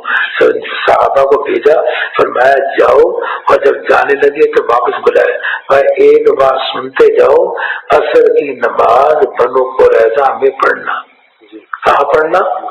رستے میں اثر کا وقت آ گیا تو بعض نے کہا بھی پڑھ لو، اثر کا وقت آ گیا تو بعض نے کہا بھی سرکار نے کہا تھا بنو قریظہ میں پڑھنا، تو آج اثر کی نماز ہوگی بنو قریظہ میں چاہے سورج ڈوب جائے۔ انہوں نے کہا بھی سرکار کا مطلب یہ تھا، مراد یہ تھی کہ سفر جلدی جلدی کرنا تاکہ اثر کا وقت تمہیں وہاں مل جائے۔ اب یہ نہیں کہ نماز قضا بھی ہو جائے تو نماز، انہوں نے کہا جی مطلب ہم نہیں جانتے، سرکار نے کہا تھا عصر کی نماز بنو قریظہ میں پڑھنا، ہم نے تو وہیں پڑھنی ہے۔ اب حیران ہو گئے، بخاری شریف میں موطا امام مالک میں ذکر آتا ہے ذرا ڈیٹیل سے، اس میں آتا ہے کہ آدھی جماعت نے تقریباً رستے میں پڑھ لی اور آدھی نے قضا کر کے مغرب کا وقت ہو گیا عصر کی نماز وہاں بنو قریظہ میں پڑھی۔ دونوں جماعتیں آئیں، سرکار کا اے اللہ کا نبی یوں جھگڑا ہو گیا تھا، آدھوں نے یوں نماز پڑھی آدھوں نے ہی، تو کس کی ہو گئی؟ تو آگے نبی کریم صلی اللہ علیہ وسلم کے قربان جائیں تو میں میرے اللہ نے تم دونوں کی قبول کر لو۔ میرے اللہ نے کیوں کہ جس نے رستے میں پڑھی اس کی نیت بھی یہ ہے کہ شریعت پر عمل ہو، اور جس نے وہاں جا کے پڑھی اس کی نیت بھی ہے کہ سرکار نے فرمایا تھا کہ اصل کے بنو قریظہ میں پڑھنا۔ اس قسم کے جو جھگڑے ہیں نا، جہاں دونوں مطلب نکل سکتے ہوں وہاں دونوں مطلب میں سے جس مطلب کو کوئی لے لے، اس لیے مالکی بھی جنتی، شافعی بھی جنتی، حنبلی بھی جنتی، حنفی بھی جنتی، بریلوی بھی جنتی، دیوبندی بھی جنتی اور اہل حدیث بھی جنتی، لیکن شرط یہ ہے کہ مخلص ہو، اخلاص سے دین پر عمل کرے، اللہ کی رضا کو چاہے، اللہ نیتوں کو دیکھ کر کے اس کے مطابق معاملہ فرمائیں گے۔ اس کے اس بات کو ذہن میں رکھو، ہاتھ باندھ کے نماز پڑھو، ہاتھ چھوڑ کے نماز پڑھو، ہاتھ سینے پہ باندھو، ہاتھ نیچے باندھو، اونچی آمین پڑھو، اونچا رفع یدین کرو، یہ کرو۔ روایتیں آ رہی ہیں اور روایتیں آ رہی ہے تبھی تو ایک امام یہ کہہ رہا ہے ایک امام وہ کہہ رہا ہے، اور جب امام یہ کہہ رہے ہیں تو گنجائش نکل آئی۔ اس لیے حضرت عمر بن عبدالعزیز کہتے ہیں کہ اگر صحابہ آپس میں نہ جھگڑتے نا تو میں اتنا خوش نہ ہوتا جتنا ان کے جھگڑوں سے میں خوش ہوں، کیونکہ جب جھگڑے تو ہمارے لیے گنجائشیں نکل آئی۔ ہم دل چاہے تو یہ کر لیں، دل چاہے تو وہ کر لیں، تو یہی معنی اس حدیث کا کہ میری تو امت کا اختلاف بھی رحمت ہے۔ امت کا اختلاف کیا ہے؟ تو رحمت کا معنی کہ گنجائشیں نکل آئی۔ مثلا امام مالک فرماتے ہیں کہ مرد کی رانیں یہ پردے میں داخل نہیں، چاروں اماموں میں کیا کہتے ہیں؟ پردے۔ اب نکر پہننا امام مالک رحمۃ اللہ جائز ہے، اور نکر پہن کر کے نماز پڑھنا بھی جائز ہے۔ کیوں؟ اس لیے کہ پردے میں داخل نہیں، یہ پٹ جو ہے پردے میں، یہ دانے پردے میں داخل نہیں ہے۔ تو چار امام میں ایک امام ایسا بھی مل گیا تو آپ مطلب کہ جب ضرورت پڑے اس ضرورت کے وقت میں ایک امام مالک ہیں تو ان کے کندھے پہ رکھ کر کے بندوق چلا دو، انہیں کندھے پہ رکھ کے اب ہاکی کھیلنا، فٹ بال کھیلنا اور کھیلنا، اس میں گنجائش نکل آئی۔ یہ معنی ہے گنجائش کا نکلنا، اختلاف امتی رحمہ، کہ میری امت کا اختلاف رحمت بن گیا۔ کیا بن گیا؟ اللہ تعالیٰ میں دین کے سمجھ دے بجائے اس کے آپس میں لڑیں، اس اختلاف کو رحمت بنا دیں۔ اختلاف کو کیا بنائے؟ لیکن واضح دلائل آنے کے بعد ہے جی، اگر اختلاف کریں گے تو پھر اور مسئلہ ہے، اور جہاں ہے ہی دو معنی کی گنجائش نکلتی ہے تو جو معنی لے لیں وہ معنی بدل کو اس میں اختیار ہے۔ اچھا آگے فرماتے ہیں، اور اس میں ایک ڈر اور ہوتا ہے کہ گنجائش تو نکل آئی لیکن ضرورت کے طور پر جہاں مجبوری ہونا اس میں دوسرے امام کے قول پر عمل کر لے، جیسا حنفیہ نے امام مالک رحمۃ اللہ علیہ کے قول کو لیا اور حنفیہ کو چھوڑ دیا۔ جب کہتے ہیں کہ ایک عورت کا حامل گم ہو جائے، پتہ نہ چلے، حج کرنے گیا تھا پتہ ہی نہیں چل رہا کب کتنے سال ہے، اب مالکیہ نے کہا 4 سال تک عورت انتظار کرے اور اگر پتہ نہ چلے تو اور نکاح کر سکتی ہے۔ حنفیہ نے لمبا پیریڈ بیان کیا تو بہرحال حنفیہ نے حنفیہ کے موقف کو چھوڑا اور مالکیہ کو لیا اور مستقل ایک کتاب لکھی کہ کن مسائل میں، اس لیے کہ امام کی رائے ہوتی ہے، وہی تو نہیں نہ ہوتی، وہی تو قرآن و حدیث ہے، اور امام کی رائے میں غلطی ہو سکتی ہے، اس لیے ضرورت پڑنے پر اماموں کے قول کو اگر وقت کے مطابق لیا جائے اس میں گنجائش ہے۔ اور ایک مسئلہ بنیادی یاد رکھو، اور مسئلہ یہ ہے کہ اگر ایک مسئلہ شافعیہ کا ہے لیکن دور حاضر کی حکومت نے حالات کو دیکھ کر شافی کے مسلک پر قانون سازی کر دی. تو حنفیہ کا مسئلہ یہ ہے، حنفیہ کہتے ہیں یہ قانون سازی جو حکومت نے کی ہے اگرچہ امام شافعی رحمۃ اللہ علیہ کے مذہب کے مسلک کے مطابق ہے تو وہی حنفی مذہب بن گیا. وہ کیا بن گیا؟ کیونکہ حکومت نے قانون سازی کر دی نا، وہی حنفی. جیسا اب یہ ٹیکسی ہے نا، اب ٹیکسی جب حدود حرم میں داخل ہوتی ہے نا، حدود حرم میں جب کوئی آئے گا تو احرام باندھے گا. اب ٹیکسی والے بیچاروں نے آنا جانا اور ہر وقت میں جب آئے تو احرام باندھے تو عمرہ کرے پھر اور کام کرے، تو ٹیکسی والوں کو تو پھر ٹیکسی کا کاروبار ہو گیا. اس میں پھر لمبی چوڑی تعویلیں کی، انہوں نے کہا 2 اسٹیشن بنا لیے جائیں، ایک حدود کے ادھر والی ٹیکسیاں ہوں، ایک حد حرم جو ہے نا وہ میقات اس کے باہر والی ہو، ایک ٹیکسیاں ادھر کھڑی ہوں، ادھر والے ادھر اتر جائیں، ادھر والے چڑھ جائیں. لیکن یہ حنفیہ نے کیا کہا، نہیں اب اس کو چھوڑ کر اب ٹیکسی والا بغیر احرام کے بھی جا سکتا ہے، بغیر کہ یہ مجھے مشرفی صاحب رحمۃ اللہ علیہ ان بزرگوں نے اس میں وسعت پیدا کر دی. تو بہرحال یہ یاد رکھنا چاہیے، امام کی رائے ہے، یہ وحی نہیں، اور قرآن و حدیث وہی ہے. اس لیے 33 علماء نے جو 22 نکات پر اکٹھے ہوئے تھے 51-52 میں، انہوں نے نہ یہ نہیں کہا کہ فقہ حنفی ہوگی، فقہ جعفری ہوگی، فقہ مالکی ہوگی. ان کا قرآن و سنت کا نظام ہوگا، جو قرآن و سنت کے نظام کے مطابق دلائل لائے گا اس کی بات کو مانا جائے گا. اللہ ہمیں یہ سمجھ دے دے. من الذین فرقوا، جن لوگوں نے اپنے دین کو ٹکڑے کر لیا اور بہت سے گروہ ہو گئے، ہر گروہ اپنے اس طریقے پر نازا ہے جو ان کے پاس ہے. اور جب لوگوں کو کوئی تکلیف پہنچتی ہے اپنے رب کو اسی کی طرف رجوع ہو کر کے پکارنے لگتے ہیں، کہ جب اللہ تعالیٰ ان کو اپنی طرف سے کچھ عنایت کا مزہ چکھا دیتا ہے تو بس ان میں سے بعض لوگ اپنے رب کے ساتھ شرک کرتے ہیں، لگتے ہیں. اس کا حاصل یہ ہے ہم نے جو ان کو دیا ہے اس کی ناشکری کرتے ہیں، سو چند روز اور نفع حاصل کر رہے ہیں. یہ 15 پارے بھی آتا ہے نا، کشتی بھنور میں پھنسی تو کس کو پکارا؟ اللہ کو، بتوں کو چھوڑ دیا. اور جب یہ نجات پا لی پھر بتوں کو پکارنا شروع کر دیا. اور باتیں معلوم کر لو گے کہ کیا ہم نے اچھا آگے باتیں ہم انزلنا علیہم سلطان، کہتے ہیں کیا ہم نے ان پر کوئی سند نازل کی ہے کہ وہ ان کو خدا کے ساتھ شرک کرنے کو کہہ رہی ہے. جب ہم لوگوں کو کچھ عنایت کا مزہ چکھاتے ہیں تو وہ اس سے خوش ہوتے ہیں. عنایت کا مزہ چکھاتے ہیں تو ان کو خوش ہونا چاہیے، یہ شکر کرنا چاہیے ہے جی. اور یہ اتراتے ہیں، تکبر کرتے ہیں، خوش. اور بتا خوش ہونا جائز ہے یا ناجائز؟ ناجائز ہمارا، یعنی یہ مانا اترانے کا.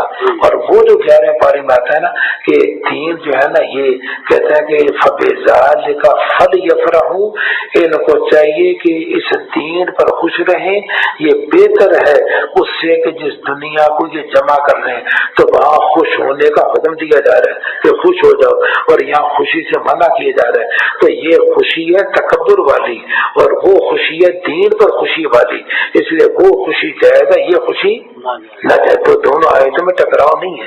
اور جب ہم لوگوں کو کچھ عنایت کا مزہ چکھا دیتے ہیں تو اس سے خوش ہونے لگتے ہیں، اور ان کے ان اعمال کے بدلے میں جو پہلے اپنے ہاتھوں کر چکے ہیں ان پر کوئی مصیبت آ پڑتی ہے تو بس وہ لوگ نا امید ہو جاتے ہیں.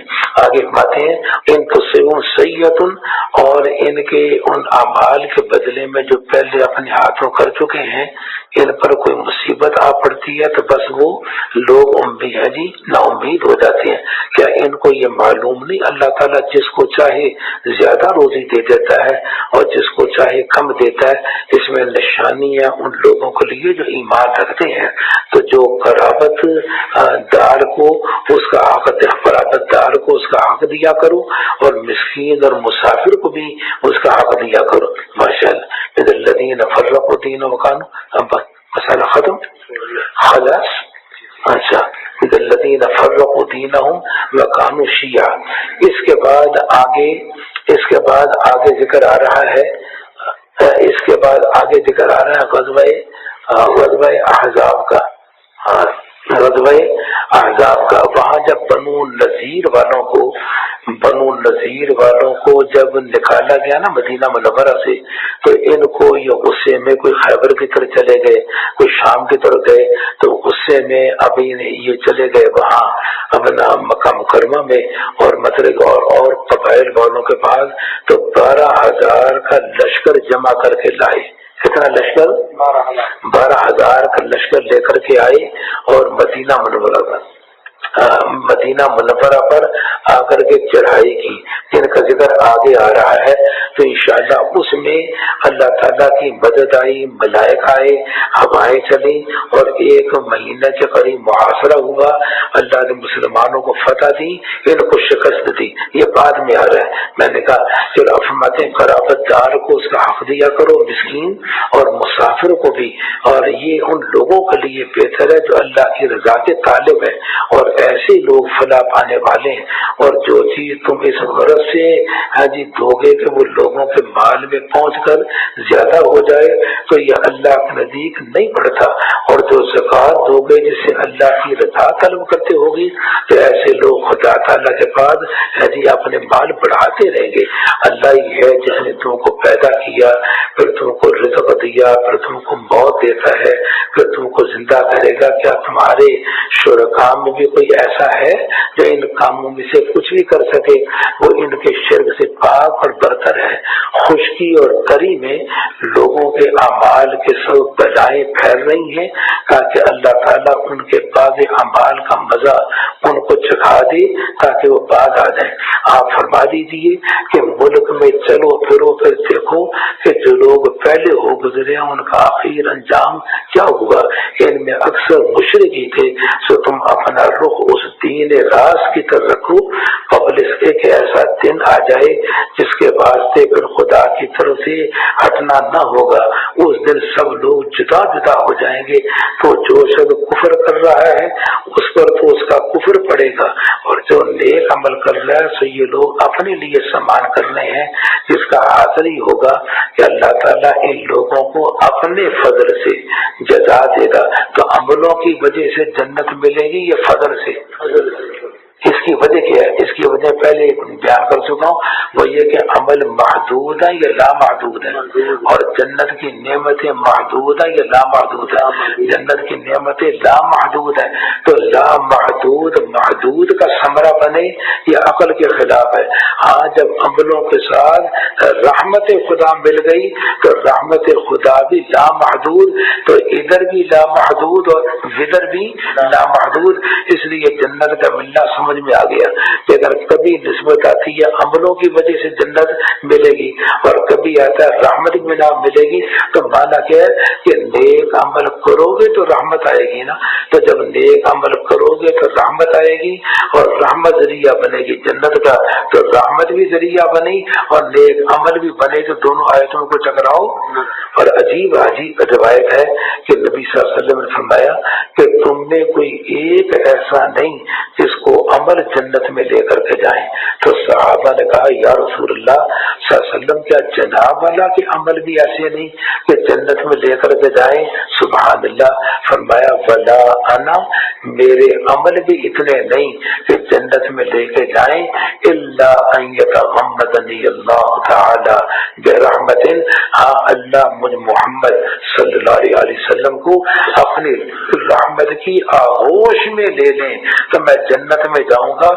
تو میرے عمل بھی اس درجے میں نہیں کہ جنت میں لے کر اللہ تعالیٰ ہمیں کسی عبادت پہ ناز نہیں کرنا چاہیے، جانا ان کے فضل سے ہے، جانا ان کے کرم سے ہے، لیکن کرم ہوتا ہے نیک عملوں پر تکبر نہ کرے، ناز نہ کرے کہ یہ نیک عمل بھی میرا اللہ ہی مجھ سے کرا رہا ہے۔ اچھا باقی اللہ تعالیٰ کافروں کو پسند نہیں کرتا۔ اللہ تعالیٰ کی نشانیوں میں سے ایک یہ ہے کہ وہ ہواؤں کو بھیجتا ہے، خوشخبری دیتی ہے تاکہ تم اپنی آنکھوں کو اپنی رحمت کا مزہ چکھا دے۔ اگر بارش آپ مانگ رہے کہ نہیں مانگ رہے تو یا اللہ اس آیت پر عمل یعنی فرما دیجیے نا، ذرا ہوائیں چلائیں، ذرا بارش کی ذرا خوشیوں میں سنات دکھلا دیں، اس کے بعد پھر بارش بھی فرما دے رحمت والی، اپنی رحمت کا مزہ چکھا دے تاکہ کشتیاں اس کے حکم سے چلیں، تاکہ اس کی روزی تلاش वाशकुरू, ताकि तुम शुक्र करो। अल्लाह जी हम शुक्र करेंगे, हम वादा करते हैं बारिश दे दे, हम शुक्र करेंगे। और हमने आपसे पहले बहुत से पैगंबर उनके कौमों के पास भेजे और वो उनके पास दलाइल लेकर के आए, सो हमने उन लोगों से इंतकाम लिया जो जराइम के मुर्तकिब थे। और अहले ईमान का, ये देखो इस जुमले पे और करें, अहले ईमान का गालिब करना हमारे जिम्मे है। अल्लाह क्या कहते हैं, अहले ईमान, तो दुआ करो अल्लाह हमें अहले ईमान में से बनाए।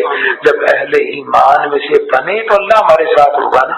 अहले ईमान, लेकिन अब अहले ईमान में ना, अब आप अंदाजा रखें कितने हम में नमाजी होते हैं, कितने फीसदी नमाजी। तौबा तौबा तौबा, ये उम्मुल इबादत, सबसे मदद की इबादत, इसे हम अमल नहीं करते और कहते हैं जी अल्लाह की मदद क्यों नहीं आती, बदर वालों पे आ गई। अल्लाह कहते तू मोमिन बन के देख, फिर मदद मैं न करूं, जैसा सतने पारे की तेरे रुकू में आ गया था, मैं यकीनन उनकी मदद करूंगा जो मेरे दीन की मदद करेंगे, मैं उनकी मदद करूंगा। तो दुआ करो अल्लाह हमें दीन की मदद करने वाला, नमाज का निजाम राइज करने वाला, ज़कात का निजाम राइज करने वाला, नेकियों के फैलाने का निजाम राइज करने वाला, बुराइयों के मिटाने का निजाम राइज करने वाला अल्लाह हमें बनाए। अल्लाह कहते हैं तुम ये करो मैं ये करूंगा। और चौथे पारे में आ गया, जिसकी अल्लाह मदद करने भी आ जाए, चाहे मदीना के चंद आदमी हो या मुल्क फारस पर जाएंगे वो भी फतह, और रोम की तरफ जाएंगे वो भी फतह, चाहे चंद हो, मामूली हथियार हो, जदीद सामान हो, क्योंकि मैं इनके साथ हूँ। और जिनके साथ अल्लाह हो जाए, अल्लाह जिसकी मदद करे उस पर कोई गलबा हासिल, तो दुआ करो अल्लाह हमें मोमिन बना दे। अल्लाह ऐसा है कि वो हवाएं भेजता है, फिर वो बादलों को उठाती है, फिर अल्लाह ताला इसको जिस तरह चाहता है आसमान में फैला देता है, उसके टुकड़े टुकड़े कर देता है। फिर तुम मीह को देखते हो कि उसके जरिए है जी कि मीह उसके अंदर से निकलता है, फिर जब अपने बंदों में से जिसको चाहे पहुंचा देता है तो बस वो खुशियां करने लगते हैं, बजाय इसके कि अमल करें, शुक्र करें। और वो लोग कबल इसलिए कि इनके खुश होने से पहले इन पर बरसे नाउम्मीद थे। सो रहमत इलाही के आसार देखो कि अल्लाह ताला जमीन को उसके मुर्दा होने के बाद किस तरह जिंदा कर देता है। कोई शक नहीं, वही मुर्दों को इस तरह जिंदा करेगा। सुभान अल्लाह। और वो हर चीज का कुदरत रखने वाला है। और अगर इन पर और हवा चला दे, फिर ये लोग खेती को जर्द हुआ देखे तो ये उसके बाद नाशुक्री करने लगे। सो आप मुर्दों को नहीं सुना सकते, यानी ये अबू जहल वगैरह जो है ना, ये मुर्दों के मुशाबे हैं, ये काफिर। इनको ऐसे तौर पे सुनाना कि आप इनसे अमल करवाएं, ये आपके कब्जे की बात नहीं। ना बहरों को जो रूहानी तौर पर ये बहरे हैं आवाज नहीं सुना सकते, जबकि पीठ फेर करके चलते। ये बहस कल 20वें पारे में मुफस्सल आई थी। और आप अंधों को उनकी गहराई से राह पर नहीं ला सकते, आप तो बस उनको सुना सकते हैं जो हमारी आयतों का यकीन रखते हैं, फिर वो मानते हैं। अल्लाह ऐसा है जिसने तुमको नातमानी ज़ोफ की हालत में बनाया, फिर ज़ोफ के बाद कुव्वत अता की, और फिर आजिज़ी यानी ज़ोफ के बाद कुव्वत के बाद तुम्हें ज़ोफ और बढ़ापा किया। वो जो चाहता है पैदा करता है, और वो जानने वाला कुदरत रखने वाला है। और जिस रोज क़यामत कायम होगी, मुजरिम लोग कसम खा बैठेंगे कि वो लोग एक साल से ज्यादा नहीं रहे। इसी तरह ये लोग उल्टे चला करते थे। और जिन लोगों को इल्म और ईमान अता हुआ है, वो कहेंगे कि तुम तो नविश्ते खुदाबंदी के मुवाफिक क़यामत के दिन तक रहे हो, सो क़यामत के दिन यही है, लेकिन तुम यकीन न करते थे। गरज उस रोज जालिमों को उनका उज़्र करना नफा न देगा, और न उनसे खुदा की नाराजगी का तदारुक चाहा जाएगा। और हमने लोगों के वास्ते इस कुरान में हर तरह के उम्दा मज़ामीन बयान किए, कितने सादे अंदाज में। और अगर आप इनके पास कोई निशान ले आए तो तब भी ये लोग जो काफिर है यही कहेंगे कि तुम सब मेरे अहले बातिल हो। तो जो लोग यकीन नहीं करते, अल्लाह ताला उनके दिलों पर यूं ही मोहर कर दिया करता है। सो आप नबी करीम सब्र कीजिए, लेकिन बेशक अल्लाह ताला का वादा सच्चा है और ये बदयकीन लोग आपको बेबर्दाश्त करने न पाए। सूरह लुकमान में मक्की है, तो मक्की में तो जाहिर बात है कि रोजे वगैरह, हज वगैरह या और मसाइल मक्का में तो नहीं आए थे, इसलिए इसमें बुनियादी बातें तौहीद का मसला, रिसालत का मसला, क़यामत का मसला, उनके मसाइल का। बिस्मिल्लाहिर्रहमानिर्रहीम, ये आयतें हैं एक पुरहिकमत किताब की जो कि हिदायत और रहमत है नेक लोगों के लिए जो नमाज की। देखो ना, अल्लाह कहते हैं नेक लोग ये होते हैं, तो दुआ करो या अल्लाह हमें ऐसा कर दो कि जो नमाज की पाबंदी करते हैं, ज़कात अदा करते हैं और वो लोग आखिरत का पूरा यकीन रखते हैं, ये लोग अपने रब के सीधे रास्ते पर हैं और यही लोग कामयाबी फला पाने वाले हैं। और बाज़ आदमी ऐसा है जो इन बातों का खरीदार बनता है जो गाफिल करने वाली है। ताकि अब ये नज़र इब्न हारिस था ना, ये नज़र इब्न हारिस बदबख्त मुल्क फारस में और बाहर के मुल्कों में जाता था और वहां जाकर के रुस्तम के, असफंदियार के और औरों के बादशाहों की कहानियां, नावल, किस्से वगैरह लेकर के आता और वो लोगों को आकर के सुनाता। और नाच करने वाली भी इसने रखी हुई थी, तो मजमा महफिल लगाता उसको रंगीन करने के लिए। तो कहता है देखो ये महफिल ज्यादा अच्छी है या जो अल्लाह का नबी नबूवत का दावा करता है तुम्हें कौम आद और समूद और उनके किस्से सुनाता, वो बेहतर है या ये बेहतर है? ये बदबख्त ये कहा करता। और बाद आदमी ऐसा है जो इन बातों का खरीदार बनता है, गाफिल करने वाली है, ताकि अल्लाह के राह से बेसमझे बूझे गुमराह कर दे और उसकी हंसी उड़ा दे। ऐसे लोगों के लिए जिल्लत का अज़ाब है। जब उसके सामने हमारी आयतें पढ़ी जाती हैं तो वो शख्स तकब्बुर करता हुआ मुंह मोड़ लेता है, जैसे उसने सुना ही नहीं, जैसे उसके कानों में शकल है। तो इसको एक दर्दनाक अज़ाब की खबर सुना दीजिए। अलबत्ता जो लोग ईमान लाए, उन्होंने नेक काम किए, उनके लिए ऐश की जन्नतें हैं जिनमें वो हमेशा रहेंगे। ये अल्लाह ने सच्चा वादा फरमाया और वो जबरदस्त हिकमत वाला है। आगे फिर तौहीद का जिक्र है। अल्लाह ताला ने आसमानों को बिला सुकून के बनाया, तुम इनको देख रहे हो, यानी अकल की आंख से देख रहे हो। और जमीन में पहाड़ डाल रखे हैं कि वो तुमको लेकर जावा डौल न होने लगे। और इसमें हर किस्म के जानवर फैला रखे हैं। और हमने आसमान से पानी बरसाया, फिर उस जमीन में हर तरह के उम्दा अक़साम उगाए।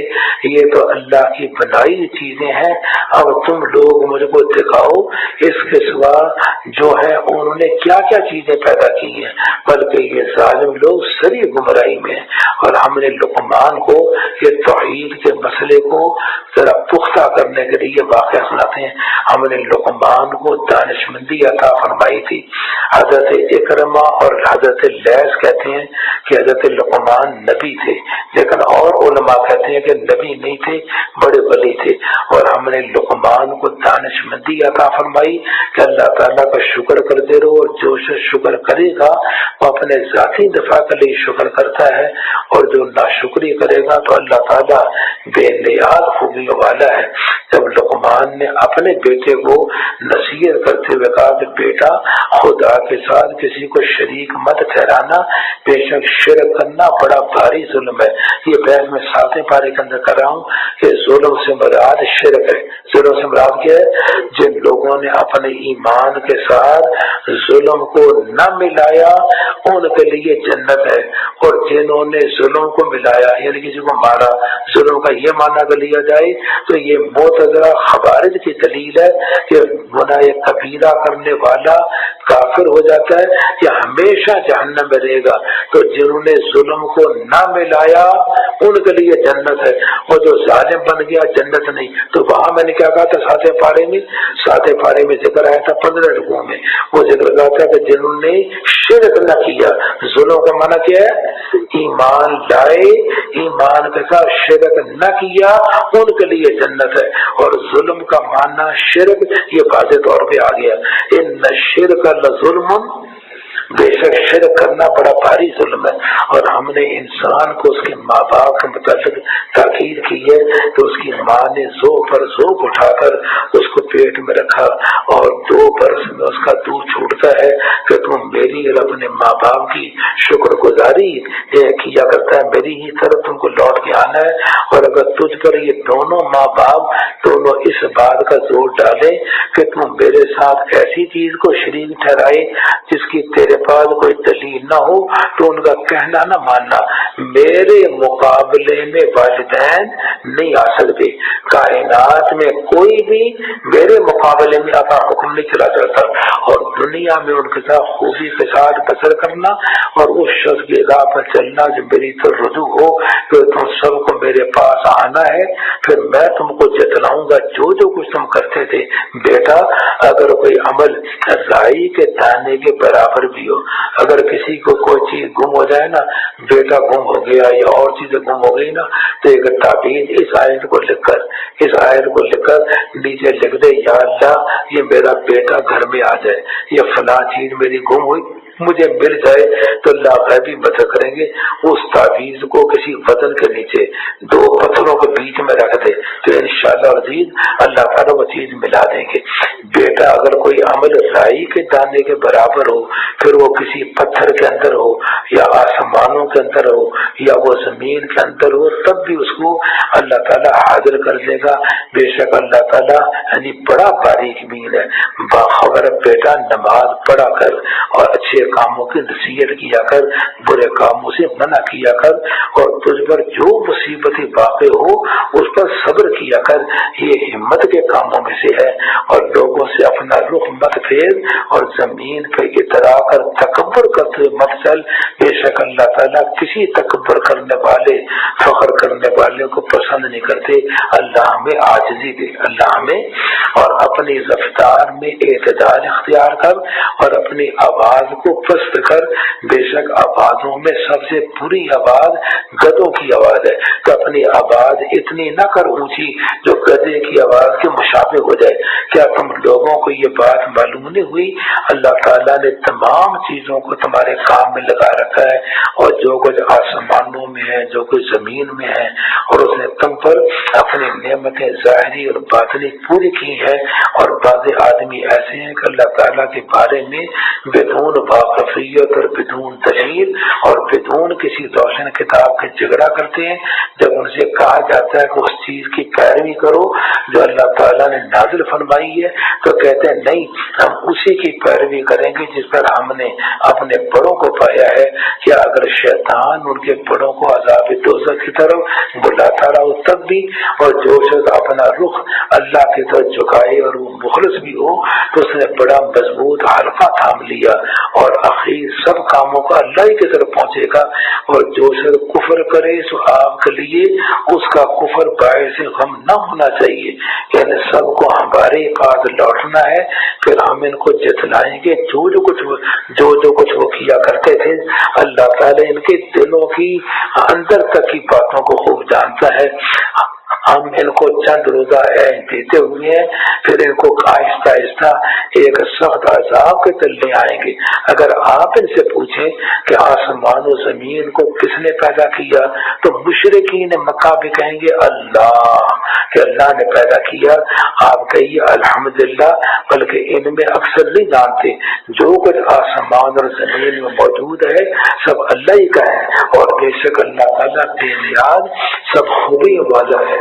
اب اس آیت پر بھی ذرا غور کریں، اور جتنے درخت زمین بھر میں ہیں سارے زمین کے درختوں کی قلمیں بن جائیں اور سمندروں کی سیاہی بن جائے، اور 7 سمندر اور بھی آ جائیں سیاہی کے، تو جتنے درخت زمین بھر میں ہیں اگر وہ سب قلم بن جائیں، اور یہ جو سمندر ہیں اس کے علاوہ 7 سمندر اس میں اور شامل ہو جائیں، تو اللہ کی صفتیں کمالات کبھی ختم نہ ہوں۔ بے شک خدا تعالیٰ زبردست حکمت والا ہے، تم سب کا پیدا کرنا اور زندہ کرنا بس ایسا ہی ہے جیسا ایک شخص کا۔ بے شک اللہ تعالیٰ سب کچھ سنتا سب کچھ دیکھتا ہے۔ اے مخاطب، کیا تجھ کو یہ معلوم نہیں اللہ تعالیٰ رات کو دن میں اور دن کو رات میں داخل کر دیتا ہے، کبھی کبھی رات لمبی ہو گئی, کبھی دن لمبا ہو گیا. اس نے سورج اور چاند کو کام میں لگا رکھا ہے کہ ہر ایک مقرر وقت تک چلتا رہے گا, اور یہ کہ اللہ تعالیٰ تمہارے سب عملوں کی پوری خبر رکھتا ہے. یہ اس وجہ سے ہے اللہ ہی ہستی میں کامل, اور جن چیزوں کی اللہ کے سوا یہ لوگ عبادت کرنے بالکل ہی لچر ہیں, اور اللہ ہی عالی شان اور بڑا ہے. اے مخاطب, کیا تجھ کو یہ معلوم نہیں اللہ ہی کے فضل سے کشتی دریا میں چلتی ہے. اگر ہوائیں بند ہو جائیں تو کشتی تو ہواؤں سے چلتی ہے نا, جیسے پتنگیں کس سے اڑتی ہیں, اگر نہ ہو تو بیچاروں کی پتنگیں ہی اڑتی اور ساری. تو کہتے ہیں کشتی دریا میں چلتی ہے تاکہ تم کو اپنی نشانیاں دکھلا دے. اس میں نشانیاں ہیں ہر ایسے شخص کے لیے جو صابر شاکر ہو. جب ان لوگوں کو موجیں صاحبانوں کی طرح گھیر لیتی ہیں تو وہ خالص اعتقاد کر کے اللہ ہی کو پکارنے لگتے ہیں. پھر جب ان کو نجات دے کر خشکی کے تلے آتا ہے تو بعض ان میں اعتدال پر رہتے ہیں, اور ہماری آیتوں کے بس وہی لوگ منکر ہوتے ہیں جو بدعہد اور ناشکرے ہیں. اے لوگوں, اپنے رب سے ڈرو اور اس دن سے ڈرو جس میں نہ کوئی باپ اپنے بیٹی کی طرف سے کچھ مطالبہ ادا کر سکے گا, نہ کوئی بیٹا ہی ہے کہ وہ اپنے باپ کی طرف سے ذرا بھی مطالبہ ادا کر دے. یقیناً اللہ کا وعدہ سچا ہے, سو تم کو دنیاوی زندگانی دھوکہ میں ڈالنے نہ پائے, اور نہ تم کو وہ دھوکہ باز اللہ سے دھوکہ میں ڈالے. بے شک اللہ ہی کے پاس قیامت کی خبر ہے. قیامت کا ذکر جملہ اسمیہ میں آیا ہے, اور چیزوں کا ذکر جملہ فعلیہ میں آیا ہے. فعلیہ میں تجدد ہے اور اسمیہ میں دوام ہے, کیونکہ قیامت ایک ہی چیز ہے اور وقت معین پر اس نے آنا ہے. اس میں تجدد نہیں کہ بار بار کوئی چیز آتی رہے, اس لیے جملہ اسی میں آگا بے شک اللہ ہی کو قیامت کی خبر ہے, اور آگے جملہ فعلی آ گیا. اور وہی می برساتا ہے تو می بار بار برستا ہے, اور وہی جانتا ہے جو کچھ رحم کے اندر ہے, اور کوئی شخص نہیں جانتا کہ وہ کل کیا عمل کرے گا. اب رحم کے اندر لڑکا ہے یا لڑکی, چلو پتہ لگ گیا, لیکن ذہین ہے یا غیر ذہین ہے, قسمت والا ہے یا غیر قسمت والا ہے, یہ ساری صفات کے ساتھ سوائے اللہ کے کوئی اور نہیں جانتا, اور اللہ جانتے ہیں بغیر سباب کے. اب دیکھو نا, بادل پنڈی سے چلے اور وہاں سے فون آ گیا کہ بادل آئے ہیں لاہور کی طرف, اور اتنی رفتار سے آ رہے ہیں اور بارش لاہور میں ہوگی, تو اسباب کی وجہ سے آپ نے جانا نا, علم غیب کی وجہ سے تو نہیں جانا. تو علم غیب کی وجہ سے صرف اللہ جانتے ہیں, اور وہی جانتا جو کچھ رحم میں ہے, اور کوئی شخص نہیں جانتا کہ وہ کل کیا عمل کرے گا, اور کوئی شخص یہ نہیں جانتا کہ میں زمین میں کس زمین میں مرے گا. زمینیں تو دیکھی بھی ہوتی ہیں, جب یہ بھی پتہ نہیں کہ زمین میں مرے گا تو زمانے کو تو دیکھا نہیں. بے شک اللہ سب باتوں کا جاننے والا ہے. اور آگے الف لام میم یہ نازل کی کتاب ہے, اس میں کچھ شبہ نہیں, یہ رب العالمین کی طرف سے. کیا یہ لوگ یوں کہتے ہیں کہ پیغمبر نے اپنے دل سے بنا لیا ہے, بلکہ یہ سچی کتاب ہے آپ کے رب کی طرف سے, تاکہ آپ ایسے لوگوں کو ڈرائیں جن کے پاس آپ سے پہلے کوئی ڈرانے والا 550 برس تک پہلے کوئی نہیں آیا, تاکہ وہ لوگ راہ پر آ جائیں. اللہ ہی ہے جس نے آسمان اور زمین کو اور اس مخلوق کو جو دونوں کے درمیان میں ہے 6 روز کی مقدار میں پیدا کیا, کیونکہ وہاں تو روز تو نہیں تھے نا, تو اس لیے مقدار کی میں نے قید لگائی. پھر عرش پر قائم ہوا بدون اس کے نہ تمہارا کوئی مددگار ہے نہ سفارش کرنے والا. سو کیا تم سمجھتے نہیں, وہ آسمان سے لے کر زمین تک ہر امر کی تدبیر کرتا ہے, پھر ہر امر اسی کے حدود میں پہنچ جائے گا ایک ایسے دن میں جس کی مقدار تمہارے شمار کے اعتبار سے 1000 برس کی ہوگی, اور اس میں زیادہ شدید ہونے کی وجہ سے 50,000 برس بھی کہا گیا. وہ وہی ہے جاننے والا پوشیدہ اور ظاہر چیزوں کا زبردست رحمت والا, جس نے جو چیز بنائی خوب بنائی, اور انسان کی پیدائش مٹی سے شروع کی, پھر اس کی نسل کو خلاصہ اخلاق یعنی ایک بے قدر پانی سے بنایا, پھر اس کے آزاد درست کیا اور اس میں اپنی روح پھونکی, جیسا 18 پارے کے پہلے رکوع میں پوری بحث آ گئی. اور تم کو کان اور آنکھیں اور دل دیے, تم لوگ بہت کم شکر کرتے ہو, اور یہ لوگ کہتے ہیں کہ ہم جب زمین میں نیست و نابود ہو گئے تو کیا ہم پھر نئے جنم میں آئیں گے؟ بلکہ وہ لوگ اپنے رب سے ملنے کے منکر ہیں۔ آپ فرما دیجئے تمہاری جان موت کا فرشتہ قبض کرتا ہے جو تم پر متعین ہے کہ تم اپنے رب کی طرف مطلب کہ ملنے میں کوئی جانے میں کوئی شک نہیں، اپنے رب کی طرف مطلب کہ لوٹا کر لائے جاؤ گے۔ اور اگر آپ دیکھیں تو عجب حال دیکھیں، جبکہ یہ مجرم لوگ اپنے رب کے سامنے سر جھکائے ہوں گے، اے ہمارے پروردگار بس ہماری آنکھیں اور کان اب کھل گئے، سو ہم کو پھر بھیج دیجیے، ہم نیک کام کیا کریں، ہم کو پورا یقین آ گیا، اور اگر ہم کو منظور ہوتا تو ہم ہر شخص کو اس کا رستہ عطا فرماتے۔ اللہ کا کتنا کرم ہے کہ اس دور کی باتیں جو باتیں ہوں گی پہلے ہی بتلا دیں تاکہ ہم اب ہوش میں آ جائیں، لیکن میری یہ بات ثابت ہو چکی کہ میں جہنم کو جنات اور انسان دونوں سے ضرور بھروں گا۔ تو اب اس کا مزہ چکھو کہ تم اپنے اس دن کے آنے کو بھولے رہے، ہم نے تم کو بلا دیا اور اپنے اعمال کی بدولت ابدی عذاب کا مزہ چکھو۔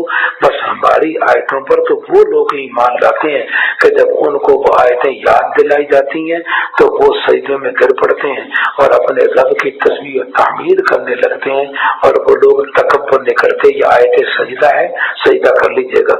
آگے ان کے پہلو سخاب گاؤں سے اللہ پاک کو کتنا پیار آتا ہے۔ اب جب نیند آئی ہے، ٹھنڈ ہے، لحاظ کے اندر ہے، لیکن وہ تہجد کی نماز پڑھے، اللہ کو کتنا پیار آ رہا ہے۔ اللہ ہمیں توفیق عطا فرمائے۔ ان کے پہلو خواب گاؤں سے علیحدہ ہوتے ہیں اس طور پر کہ وہ لوگ اپنے رب کو امید سے اور خوف سے پکارتے ہیں اور ہماری دی ہوئی چیزوں میں سے خرچ کرتے ہیں۔ سو کسی شخص کو خبر نہیں جو آنکھوں کی ٹھنڈک کا سامان ایسے لوگوں کے لیے خزانہ غیب میں موجود ہے جو جنت میں ملے گا۔ یہ ان کو ان کے اعمال کا صلہ ہے۔ تو جو شخص مومن ہو کیا وہ شخص جیسا ہو جائے گا جو بے حکم ہو؟ وہ آپس میں برابر نہیں ہو سکتے۔ تو جو لوگ ایمان لائے انہوں نے اچھے کام کیے، ان کے لیے ہمیشہ کا ٹھکانہ جنتیں ہیں جو ان کے اعمال کے بدلے میں بطور ان کی مہمانی کے ہیں، اور جو لوگ بے حکم تھے ان کا ٹھکانہ دوزخ ہے۔ وہ لوگ جب اس سے باہر نکلنا چاہیں گے تو اسی میں دھکیل دیے جائیں گے، اور ان کو کہا جائے گا کہ دوزخ کا عذاب چکھو جس کو تم ضائع کرتے تھے، اور ہم ان کو قریب کا عذاب بھی اس بڑے عذاب سے پہلے چکھا دیں گے تاکہ یہ لوگ باز آئیں۔ اور اس شخص سے زیادہ کون ظالم ہوگا جس کو ان کی رب کی آیتیں یاد دلائی جائیں پھر وہ ان سے منہ موڑے۔ ہم ایسے مجرموں سے بدلہ لیں گے۔ ہم نے موسیٰ کو کتاب دی تھی، سو آپ اس کے ملنے میں کوئی شک نہ کریں، ہم نے اس کو بنی اسرائیل کے لیے موجب ہدایت بنایا تھا۔ ہم نے ان میں بہت سے پیشوا بنا دیے تھے جو ہمارے حکم سے ہدایت کیا کرتے تھے، جبکہ وہ لوگ صبر کیے رہے اور ہماری آیتوں کا یقین رکھتے تھے۔ آپ کرب قیامت کا روز ان سب کے آپ نے فیصلہ ان امور میں کر دے گا جن میں یہ باہم اختلاف کرتے تھے۔ کیا ان کو یہ امر موجب رہنمائی نہیں ہوا؟ کیا ہم ان سے پہلے کتنی امتیں ہلاک کر چکے ہیں جن کے رہنے کے مقامات میں یہ لوگ آتے جاتے ہیں؟ اس میں صاف صاف نشانی ہے۔ کیا یہ لوگ سنتے نہیں؟ کیا انہوں نے اس بات پر نظر نہیں کی کہ ہم خشک زمین کی طرف پانی پہنچاتے ہیں تو اس کے ذریعے سے کھیتی پیدا کرتے ہیں جس سے ان کے مویشی اور خود بھی کھاتے ہیں؟ تو کیا دیکھتے نہیں؟ اور یہ لوگ کہتے ہیں اگر تم سچے ہو تو یہ فیصلہ کب ہوگا؟ آپ کہہ دیجئے اس فیصلہ کے دن کافروں کو ان کا ایمان لانا نفع نہ دے گا اور ان کو مہلت بھی نہ ملے گی۔ سو ان کی ہم باتوں کا خیال نہ کیجیے اور آپ منتظر رہیے۔ آپ منتظر اس میں نبی کریم صلی اللہ علیہ وسلم کو اذیت دینے کا یعنی ذکر ہے اور اس کا توڑ کا بیان ہے۔ اے نبی اللہ سے ڈرتے رہیے اور کافروں کو اور منافقوں کا کہنا نہ مانیے، بے شک اللہ تعالیٰ بڑا علم والا بڑی حکمت والا ہے، اور آپ کے پروردگار کی طرف سے جو حکم آپ پر وہی کیا جاتا ہے اس پر چلیے، بے شک تم لوگوں کے سب اعمال کے اللہ تعالیٰ پوری خبر رکھتا ہے، اور آپ اللہ پر بھروسہ رکھیے۔ اللہ کافی کارساز ہے۔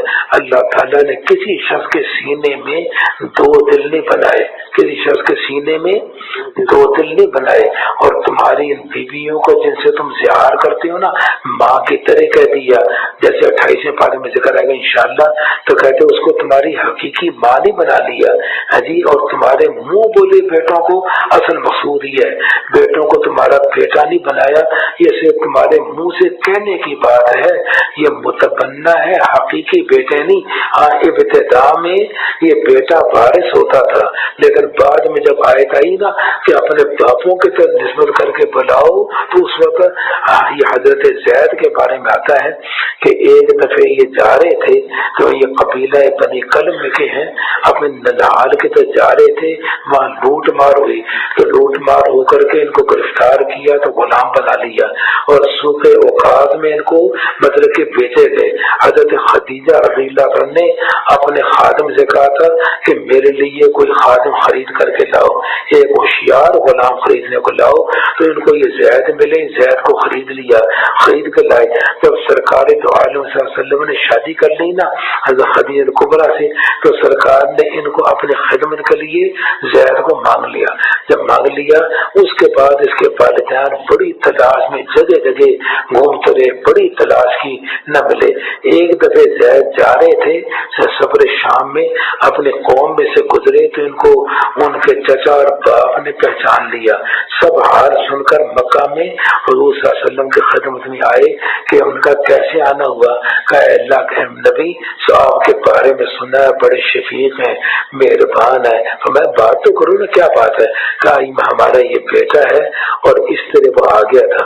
سرکار کے قربان جائیں کیا عجیب جواب دیا، فرمایا کہ میں زید کو پوری طرح اختیار دیتا ہوں، آپ ان سے بات کر لیں، اگر وہ جانا چاہیں تو میری طرف سے کوئی رکاوٹ نہیں۔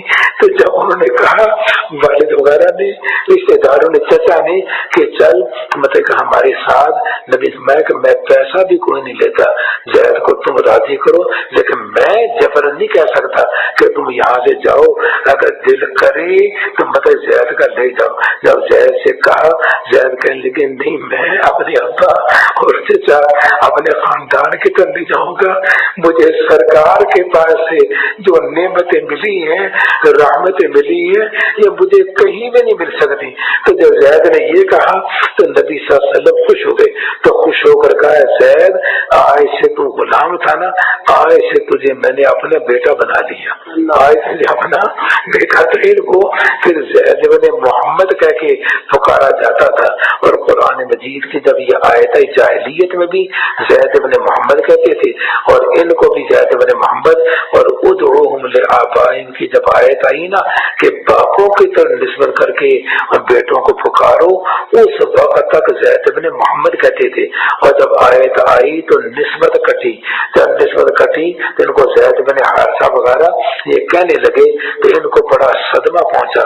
تو اللہ تعالیٰ نے فرمایا، جیسے 22ویں پارے میں کل انشاءاللہ آئے گا، اللہ پاک نے فرمایا کہ یہ اللہ تعالیٰ نے کہا کہ اگر تیری نسبت سرکار سے کٹی ہے تو نہ قرآن میں نے ابو بکر کا نام لایا، نہ عمر فاروق کا نام لایا، نہ علی مرتضیٰ کا لایا، نہ عثمان غنی کا لایا، لیکن تیرا نام میں قرآن مجید میں لایا ہوں۔ فلما قضا زید، جب زید نے یہ کیا تو تیرا نام، تو ادھر سے نسبت کٹی تو میں نے قرآن سے تیری نسبت کو جوڑ دیا۔ یہ 22ویں پارے تک یہ مضمون آگے جاتا ہے کہ تمہارے منہ بولے بیٹوں کو تمہارا حقیقی بیٹا۔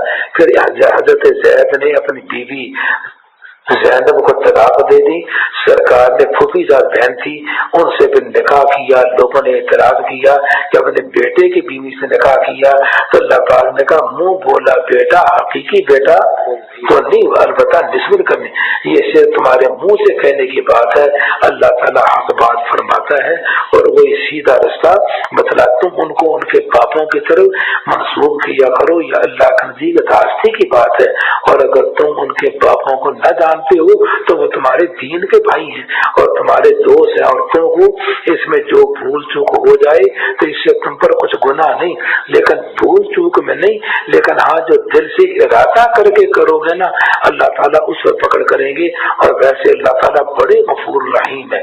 نبی مومنین کے ساتھ خود ان کی جانوں سے بھی زیادہ قریب ہے.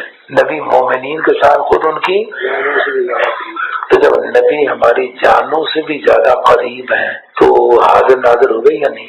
جب نبی ہماری جانوں سے بھی زیادہ، کوئی حضر بولو نا، جب نبی ہماری جانوں سے بھی زیادہ ہے تو اس سے یہ نکلتا نا کہ حاضر بھی ہیں. اور تو مولانا قاسم نانوتوی رحمۃ اللہ علیہ نے فرمایا کہ وہ شعاعیں آفتاب کی جو دیوار پر پڑی ہیں، جو دیوار پر یا ہماری مسجد کے سین میں پڑی ہیں، فرض کرو یہ شعاعیں جو دیوار پر یا سین پہ پڑی ہیں، یہ سین کے زیادہ قریب ہیں یا آفتاب کے زیادہ قریب ہیں؟ یہ سین پر پڑی ہے نا، آفتاب پر تو نہیں پڑی، سین پر پڑی ہے. تو سین کے زیادہ قریب ہے یا آفتاب کے؟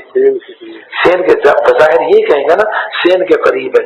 اسی طرح مطلب یہ یعنی آفتاب ہے ایک نبوت کا اور اس کی ایک لائٹیں اور شعاعیں ہیں، تو ایمانی شعاعیں ہیں. ہماری شعاعیں ہمارے دل پر پڑی ہیں، آفتاب نبوت سرکار دو عالم صلی اللہ علیہ وسلم کی. تو اس آفتاب کے جو شعاعیں دیوار پر پڑی ہیں تو بظاہر تو ہم یہ کہیں گے کہ یہ دیوار کے زیادہ قریب ہے، لیکن حقیقت میں کیا کہیں گے؟ یہ سورج کے زیادہ قریب ہے، کیونکہ ان شعاعوں کا تعلق آفتاب سے ذاتی ہے اور دیوار سے عارضی ہے. جب سورج گیا تو شعاعیں بھی لیتا گیا، جب سورج گیا تو شعاعیں بھی. اسی طرح سرکار دو عالم صلی اللہ علیہ وسلم کے صدقے میں ہمارے دل کی دیوار پر جی ایمان کے نور کی شعاعیں پڑی ہیں. اور اس کے آفتاب نبوت کون ہے؟ سرکار دو عالم صلی اللہ علیہ وسلم. تو یہ نور ایمان جو ہمارے دل کی دیوار پہ پڑا ہوا ہے یہ ہمارے اتنا قریب نہیں جتنا آفتاب نبوت کے زیادہ قریب ہے. یہ معنی اس آیت کا. اس لیے وہ حاضر نادر المسئلہ نہ رہا. ہم یہ اور کریں کہ نبی جو ہے نا النبی اولا بالمؤمنین من انفسہم، اور ان کی بیویاں ان کی مائیں. تو جب نبی کی بیویاں مائیں بن گئی تو نبی کیا بن گئے؟ نبی باپ بن گئے نا، جس کا ذکر بیسیں پر کل آ رہا ہے. اور رشتے دار کتاب اللہ میں ایک دوسرے سے زیادہ تعلق رکھتے ہیں بنسبت دوسرے مومنین اور مہاجرین کے، مگر یہ کہ تم اپنے دوستوں سے کوئی سلوک کرنا چاہو تو وہ جائز ہے. یہ بات لوح محفوظ میں لکھی جا چکی ہے. ایک بات ذہن میں رکھنا جو علماء ہمارے بزرگوں نے سکھلائی، وہ یہ کہ سرکار ایک وقت میں لاکھ جگہ جانا چاہیں، کروڑ جگہ جانا چاہیں، جا سکتے ہیں، لیکن سارے جہان میں اللہ کی طرح ہر جگہ ہے موجود یہ عقیدہ نہیں. ہر جگہ موجود ہونا اللہ کی شان ہے، اور جگہوں پہ جا سکنا یہ سرکار کی قدرت میں بھی داخل ہے. تو دونوں میں فرق آ گیا نا. اس طرح ماننے تو کوئی حرج نہیں، اور خدا کی طرح ہر جگہ موجود ہیں، ہر جگہ حاضر ہیں یہ نہیں. اور 18 کروڑ جگہ جا سکیں اپنے قوت سے، اللہ کے اذن سے اجازت سے تو جا سکتے ہیں، یہ طاقت ہے. اس سے کوئی جھگڑے کی بات نہیں. اللہ ہمیں صحیح سمجھ دے گے. جبکہ ہم نے تمام پیغمبروں سے ان کا اقرار لیا، اور آپ سے بھی، اور نوح اور ابراہیم اور موسیٰ اور عیسیٰ اور مریم سے بھی. میں کہا کرتا ہوں کہ ٹیلی ویژن میں اب دیکھو نا یہ مقابلہ ہو رہا ہے. اب ٹیلی ویژن میں امریکہ میں اب ساری دنیا دیکھ رہی ہے. اب ٹیلی ویژن میں ایک جگہ چیز ہے وہ ساری دنیا کو نظر آ رہی ہے. اگر اللہ کا حبیب اس انداز میں ساری دنیا والوں کو نظر آئے تم کر سکتے ہو تو اللہ یہ نہیں کر سکتے؟ اللہ پاک یہ کر سکتے ہیں. اس لیے جب انتقال ہوتا ہے نا قبر میں سرکار کی زیارت ہوتی ہے. آپ کا جی آسٹریلیا میں انتقال ہوا، امریکہ میں ہوا، مشرق بعید میں ہوا، مغرب بعید میں ہوا، تو سرکار کیسے نظر آ گئے؟ تو یہ سائنس کی تحقیقات نے مسئلہ اور بھی زیادہ آسان کر دیا. اس میں کوئی اشکال کی بات. اور آپ سے بھی عہد لیا، نور ابراہیم اور موسیٰ اور عیسیٰ اور مریم سے بھی، اور ہم نے سب سے خوب پختہ عہد لیا تاکہ ان سچوں سے ان کے سچ کی تحقیقات کریں، اور کافروں کو اللہ تعالیٰ نے دردناک عذاب تیار کر رکھا ہے. آگے یہ وہی آیتیں آ گئی کہ 12,000 کا لشکر چڑھ کے آ گیا. اس کے بعد محاصرہ کیا، اللہ تعالیٰ نے فرشتوں کو بھیجا، ظاہری ہواؤں کو بھیجا، ان کو شکست ہوئی جس کا ذکر میں نے کیا ہے. یہ واقعہ پورا کل سے پھر انشاءاللہ اس کا یہ 22 پارے سے تعلق ہے نا، اس کا ذکر انشاءاللہ پھر کل سے ہوگی. حضرت آپ لوگوں نے دفتر میں جانا ہے نا، جب آخر دعا کر اللہ دین کے سمجھ ہماری حاضری قبول فرما. اس قرآن کا صدقہ اللہ جی تیرے قرآن کی خاطر ہم نے وقت نکالا, تو راضی ہو جا اور اس قرآن کا نظام ہمیں عطا فرما. اور تیرے حبیب پاک صلی اللہ علیہ وسلم نے جو خیر بھی امت کے لیے مانگی اللہ جی ساری امت کو دے دو, اور جن شروں سے پناہ پکڑی اس سے بچا لو. اللہم آمین بحرمت النبی الکریم علیہ وآلہ الصلاۃ والتسلیم وبرحمتک یا ارحم الراحمین. تیسرے پارے کا یہ آگے 18واں رکوع جی. الحمدللہ وکفی وسلام علی عبادہ الذین اصطفی. اما بعد فاعوذ باللہ من الشیطان الرجیم. بسم اللہ الرحمن الرحیم. یا ایہا الذین آمنوا اذکروا نعمت اللہ علیکم اذ جاءتکم جنود فأرسلنا عليهم ريحا وجنودا لم تروها وكان الله بما تعملون بصيرا. إذ جاءوكم من فوقكم ومن أسفل منكم وإذ زاغت الأبصار وبلغت القلوب الحناجر وتظنون بالله الظنونا. صدق اللہ مولانا العظیم. اس کا ذکر میں پہلے کر چکا ہوں واقعے کا. حضرت علیہ الرحمہ فرماتے ہیں کہ اس واقعے کا خلاصہ یہ ہے کہ حضور صلی اللہ علیہ وسلم نے یہود بنی نذیر کو, جن کا قصہ 28 پارے میں انشاءاللہ سورہ حشر میں آئے گا, مدینہ منورہ سے نکال دیا تھا.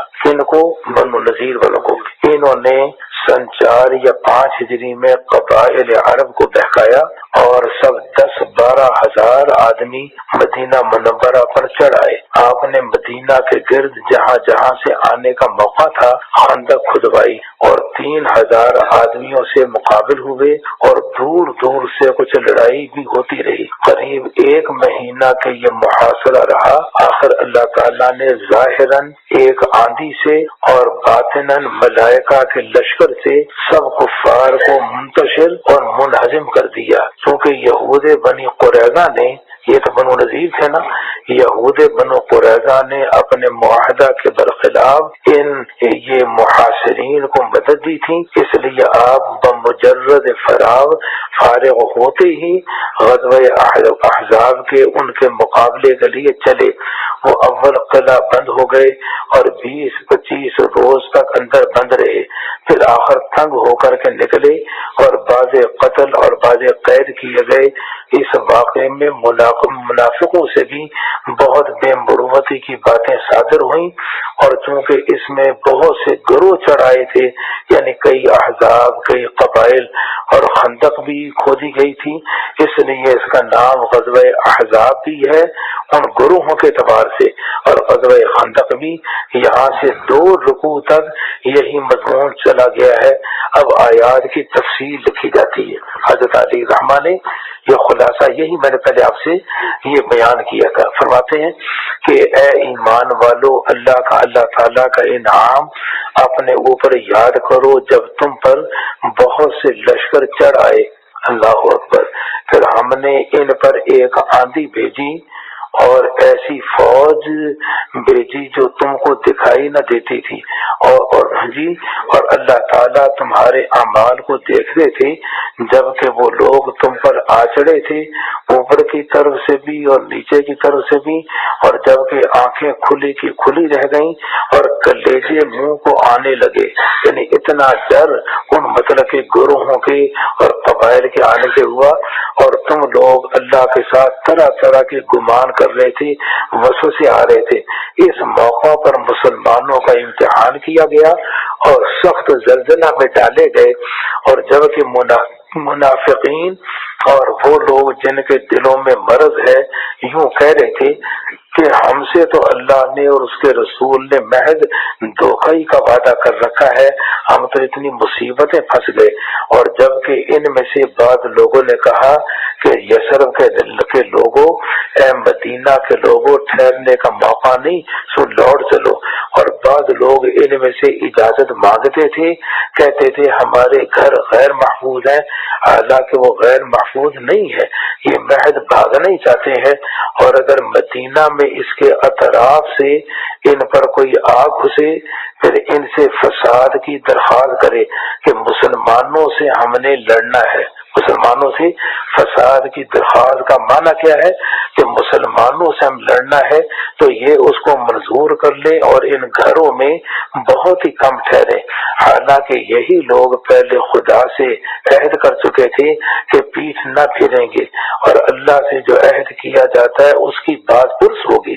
اور آپ فرما دیجیے نبی کریم کہ تم کو بھاگنا کچھ نفع نہیں دے سکتا، اگر تم موت سے یا قتل سے بھاگتے ہو اور اس حالت میں بس تھوڑے دنوں کے اور زیادہ نفع نہیں اٹھا سکتے، تو یہ بھی فرما دیجیے کہ وہ کون ہے جو تم کو خدا سے بچا سکے اگر وہ تمہارے ساتھ برائی کرنا چاہے، یا وہ کون ہے جو خدا کے فضل کو تم سے روک سکے، کہ وہ تم پر فضل، اگر وہ تم پر فضل کرنا چاہے، خدا کے سوا نہ کوئی اپنا حمایتی پائیں گے نہ کوئی مددگار۔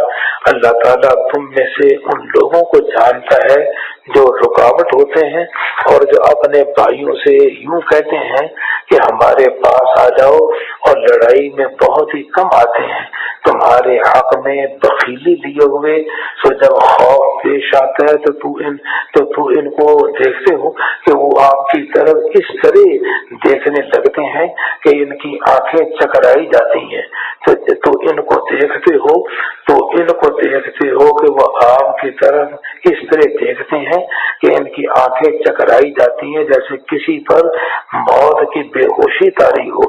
پھر جب وہ خوف دور ہو جاتا ہے تو تم کو تیز تیز زبانوں سے تانے دیتے ہیں، مال پر حرص لیے ہوئے یہ لوگ ایمان نہیں لائے، تو اللہ تعالیٰ نے ان کے تمام اعمال بیکار کر دیے، اور یہ بات اللہ کے نزدیک بالکل آسان ہے۔ ان لوگوں کا یہ خیال ہے کہ یہ لشکر ابھی تک گئے نہیں، حالانکہ وہ تو چلے گئے، لیکن اتنی دہشت دل پہ بیٹھی ہے، اور اگر یہ لشکر آ جائیں تو یہ لوگ یہی پسند کریں کاش ہم دیہاتیوں میں باہر ہوتے کہ تمہاری خبریں پوچھتے رہتے اور یہ جنگوں ونگوں سے ہمارا سابقہ نہ پڑتا، اور اگر تم ہی میں رہیں تو تب بھی کچھ یوں ہی سا لڑے۔ تم لوگوں کے لیے، یعنی ایسے شخص کے لیے جو اللہ سے اور روز آخرت سے ڈرتا ہو اور کثرت سے ذکر الہی کرتا ہو۔ اللہ تعالیٰ ہمیں بھی کثرت سے ذکر الہی کی توفیق دے۔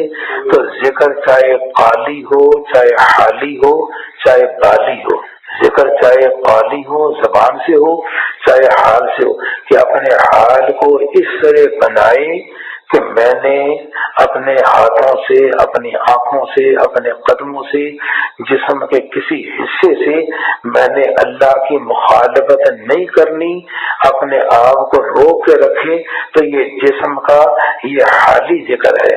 اور ایک بالی کا معنی کہ دھیان اللہ کی طرف رہے کہ مجھ سے کوئی مخالفت اللہ کی نہ ہونے پائے، تو زبان سے بھی ذکر ہوا، قالی بھی، اور حالت سے بھی ہوا، اور دل سے بھی ہوا۔ تو ذکر قالی ہو یا حالی ہو یا بالی ہو، اصل ذکر سب سے اعلیٰ وہ ہے کہ زبان سے بھی ہو اور دل سے بھی ہو۔ اور نمبر 2 جو نمبر اعلیٰ ہے ان دو کے مقابلے میں کہ دل سے ہو، اور زبان نمبر 2 پر ہے، دل سے ہونا اصل ہے۔ تو اللہ تعالیٰ ہمیں ہر آن اپنی ذات کی طرف متوجہ ہونے کی توفیق عطا فرمائے، کہ اپنے اللہ کو فرض رحمۃ اللہ علیہ فرمایا کرتے تھے کہ ہر پایا تیرا ان پایا جے تو ایک نہ پایا، ہر پایا تیرا ان پایا جے تو ایک نہ پایا، یعنی ایک اللہ کی ذات کو اگر تو نے نہ پایا، اور ہر آن میں پروردگار عالم دل میں موجود ہوں۔ اور یہ بھی پڑھا کرتے تھے کہ سارا جہاں خلاف ہو پرواہ نہ چاہیے، مد نظر تو مرضی جانانا چاہیے، اور گر مخالف ہو زمین و آسمان کچھ غم نہیں، سب گوارا ہے مزاج یار گر برہم نہیں۔ اور خواجہ نظام الدین صاحب نے فرمایا کہ کراچی میں بات کرتے کرتے اسلامی نظام پر فرمایا کہ اللہ تعالیٰ اگر 1000 مرتبہ میری جان لے لے، 1000 مرتبہ مجھے قتل کرے، پھر زندہ کریں، پھر قتل کریں، پھر زندہ کریں، اور اس کے بعد کہ اب میں راضی ہوں، تو سودا پھر بھی سستا ہے، سودا پھر بھی سستا ہے۔ تو معلوم ہے اللہ کی یاد اپنے دل میں اس طرح گڑ جائے کہ مطلب کہ اللہ ہی اللہ ہوں، جدھر دیکھتا ہوں ادھر تو ہی تو ہے، اور تجلی تیری ذات کی سو بسو ہے۔ تو اللہ تعالیٰ ہمیں اپنے دلوں میں اللہ تعالیٰ اپنی ذات کو گاڑ دے۔ یہ ذکر ہے دل کا، یہ ذکر ہے تو ذکر قالی ہو، ذکر حالی ہو، یا دل والا یعنی بالی ہو، یعنی توجہ اللہ کی طرف۔ ترازو ہاتھ میں پکڑا ہوا ہے، جیسا 18ویں پارے میں یہ مضمون آ چکا ہے، ترازو ہاتھ میں ہے، اور نیت یہ ہے کہ کہیں کم نہ پڑ جائے، کہیں اللہ ناراض نہ ہو جائے، دل میں ہے۔ تو اللہ کہتے ہیں اے ترازو کے پکڑنے والے، اے تجارت کی باتیں کرنے والے، تو تجارت کر رہا ہے، لیکن میں گواہی دے رہا ہوں کہ تو میری یاد کر رہا ہے۔ اندازہ رہا ہے میں گواہی دیتا ہوں کہ تو میری سبحان اللہ۔ رجال لا تلہیہم تجارت ولا بیع عن ذکر اللہ۔ تو اللہ تعالیٰ ہمیں اپنی ذات کے رکھے اور اس انداز میں رکھے کہ اللہ ہی اللہ، مولا ہی مولا، باقی سب رولا ہی رولا۔ سمجھے گا نہیں؟ اللہ ہی اللہ، مولا ہی مولا، باقی سب رولے۔ تو اتنے زیادہ ہی میری طرف متوجہ نا، اور ادھر متوجہ، مجھے ذرا حجاب آ جاتا ہے جی۔ اچھا آگے بڑھتے ہیں۔ اچھا ان لوگوں کا لقد کان لکم، تو مطلب کہ اللہ تعالیٰ کی جو کثرت سے اللہ کا ذکر کرتا ہو، ذکر کیا کر رہا تھا؟ جو کثرت سے اللہ تعالیٰ کی یاد کرتا ہو، اللہ تعالیٰ کثرت سے اپنی یاد کرنے کی اللہ تعالیٰ ہمیں توفیق عطا فرمائے۔ آیت کون سی چل رہی تھی؟ ماشاء اللہ نذیر کو ماشاء اللہ بڑا پتہ ہوتا ہے، اللہ تعالیٰ نظر بد سے بجائے۔ وَلَمَّا رَأَى الْمُؤْمِنُونَ الْأَحْزَابَ، جب ایمانداروں نے ان لشکروں کو دیکھا تو کہنے لگے کہ یہ وہی ہے جس کی ہم کو اللہ رسول نے خبر دی تھی اور اللہ رسول نے سچ فرمایا تھا، اور اس سے ان کے ایمان اور اطاعت میں اور ترقی ہو گئی۔ ان مومنین میں کچھ لوگ ایسے بھی ہیں کہ انہوں نے جس بات کا اللہ سے عہد کیا تھا اس میں سچے اترے، پھر بعض ان میں وہ ہیں جو اپنی نظر پوری کر چکے، انتقال ہو گیا، اور بعض ان میں مشتاق ہیں اور انہوں نے ذرا تغیر تبدل نہیں کیا۔ یہ واقعہ اس لیے ہوا تاکہ اللہ تعالیٰ سچے مسلمانوں کو ان کے سچ کا صلہ دے، اللہ ہمیں سچا مسلمان بنائے، اور منافقوں کو جی چاہے سزا دے یا چاہے ان کو توبہ کی توفیق دے دے، بے شک اللہ بڑے غفور رحیم ہے۔ اللہ تعالیٰ نے کافروں کو ان کے غصے میں بھرا ہوا ہٹا دیا کہ ان کی کچھ بھی مراد پوری نہ ہوئی۔ اب 12,000 کا لشکر آیا، اب وہ تو سمجھے نا اتنی مشکل سے ہم نے لشکروں کو قبائل کو جمع کیا، لیکن منہ کی کھانی پڑی، ایسی آندھی چلی سبحان اللہ، اللہ پاک نے چلایا کہ اس کے بعد سارے، اور جنگ میں اللہ تعالیٰ مسلمانوں کے لیے کافی ہو گیا۔ اللہ تعالیٰ بڑی قوت والا اور بڑا زبردست ہے، اور جن اہل کتاب نے ان کی مدد کی تھی، اب بنو قریظہ والوں کا ذکر آ گیا۔ تو بنو قریظہ والے تو مدینہ منورہ کے اندر تھے، سمجھے گا نہیں؟ تو انہوں نے تو جن اہل کتاب نے ان کی مدد کی تھی ان کو ان کے قلعوں سے نیچے اتار دیا، وہ قلعوں کے اندر نظر بند ہو گئے۔ اب نظر بند ہوئے کوئی 25 روز کے قریب قلعوں میں رہے، آخر میں تنگ ہو کر کے انہیں اترنا پڑا، اور ان کے دلوں میں تمہارا روب بٹھلا دیا، بعض کو تم قتل کرنے لگی اور بعض کو قید کر لیا، اور ان کی زمین اور ان کے گھروں اور ان کے مالوں کا تم کو مالک بنا دیا، اور ایسی زمین کا بھی جس پر تم نے قدم نہیں رکھا۔ اور اللہ تعالیٰ ہر چیز پہ پوری قدرت رکھتا ہے۔ اللہ تعالیٰ ہمارے اوپر راضی ہو جائیں، اللہ تعالیٰ سارے عالم کے مومنین پر راضی ہو جائیں۔ اب یہ غزوہ خیبر کا نا اس مقام پر کہ ایسی زمین کا بھی جس پر تم نے قدم نہیں رکھا، اللہ تعالیٰ نے تمہیں اس کا وارث بنا دیا۔ یعنی خیبر کا بھی بات آگے ماتے کہ جب یہ خیبر فتح ہو گیا تو مال کافی آیا، باغات بھی بڑے آئے، کھجوریں بڑے آئیں۔ صحابہ کہتے ہیں ہم نے کھجوریں پیٹ بھر کے کبھی کھائی نہیں تھی، کبھی ایسے جب خیبر فتح ہوا تو اللہ پاک نے کھجوریں ہمیں خوب کھلائیں۔ تو اللہ جب اس وقت میں ازواج مطہرات مہاراج تو بڑی تنگی کی زندگی گزار رہی تھی نا، تو انہوں نے دیکھا کہ فتوحات ہوئی ہیں اور مال آیا ہے، تو پیغمبر کی ذات سے اپنا خرچہ ذرا زیادہ مانگا کہ مطلب کہ اب اللہ نے وسعت دی ہے، تب یہ تنگی ہماری دور ہونی چاہیے۔ سبحان اللہ۔ تو اللہ کا نبی اب ان کے گھر والوں نے یہ بات کی، وہ جائز تھی، لیکن اللہ کے نبی کے گھر والوں کی شان کے یہ مناسب نہیں تھی، تو اس لیے آگے یہ آیت آ گئی، اے نبی آپ اپنی بیویوں سے فرما دیجیے کہ تم اگر دنیاوی زندگی اور اس کی بہار چاہتی ہو تو آؤ، میں تم کو کچھ متاع دے دوں اور تم کو خوبی کے ساتھ رخصت کر دوں، تمہارا تعلق ہے جی اور میرا تعلق اور، مطلب کہ مجھے تو اللہ کی وجہ سے تمہارے ساتھ کنیکشن ہے، اگر دنیا کی طرف توجہ تمہاری ہوتی ہے تو تم چاہو تو میں تمہیں چھوڑ دوں، اور اگر تم اللہ کو چاہتی ہو اور اس کے رسول کو اور عالم آخرت کو، تو تم میں سے نیک کرداروں کے لیے اللہ تعالیٰ نے اجر عظیم مہیا کر رکھا ہے۔ تو اے نبی کی بیویوں، جو کوئی تم میں سمجھے کہیں کھلی ہوئی بے عدلی کرے گی اس کو دوہری سزا دی جائے گی، اس لیے کہ نبی کی بیوی ہو کر کے تم نے ایسا کیا۔ اسی طرح اگر ایک جاہل کرے تو پکڑ کم ہوگی، لیکن ایک عالم اگر گناہ کا ارتکاب کرتا ہے، اگر بھی عالم ہو کر، عالم کے بیٹے ہو کر جی اس انداز میں ہو کر تم یہ کر رہے ہو، تو اللہ تعالیٰ ہمیں نسبتوں کی لاج رکھنے کی توفیق عطا فرمائے۔ تو کھلی بے ہودگی کرو گی اس کو دوہری سزا دی جائے گی، اور ثواب بھی اللہ تعالیٰ نسبتوں کی وجہ سے ثواب بھی دگنا دیتے ہیں، اگر پکڑ زیادہ ہوتی ہے تو اجر بھی زیادہ ہوتا ہے، اور یہ بات اللہ تعالیٰ کو آسان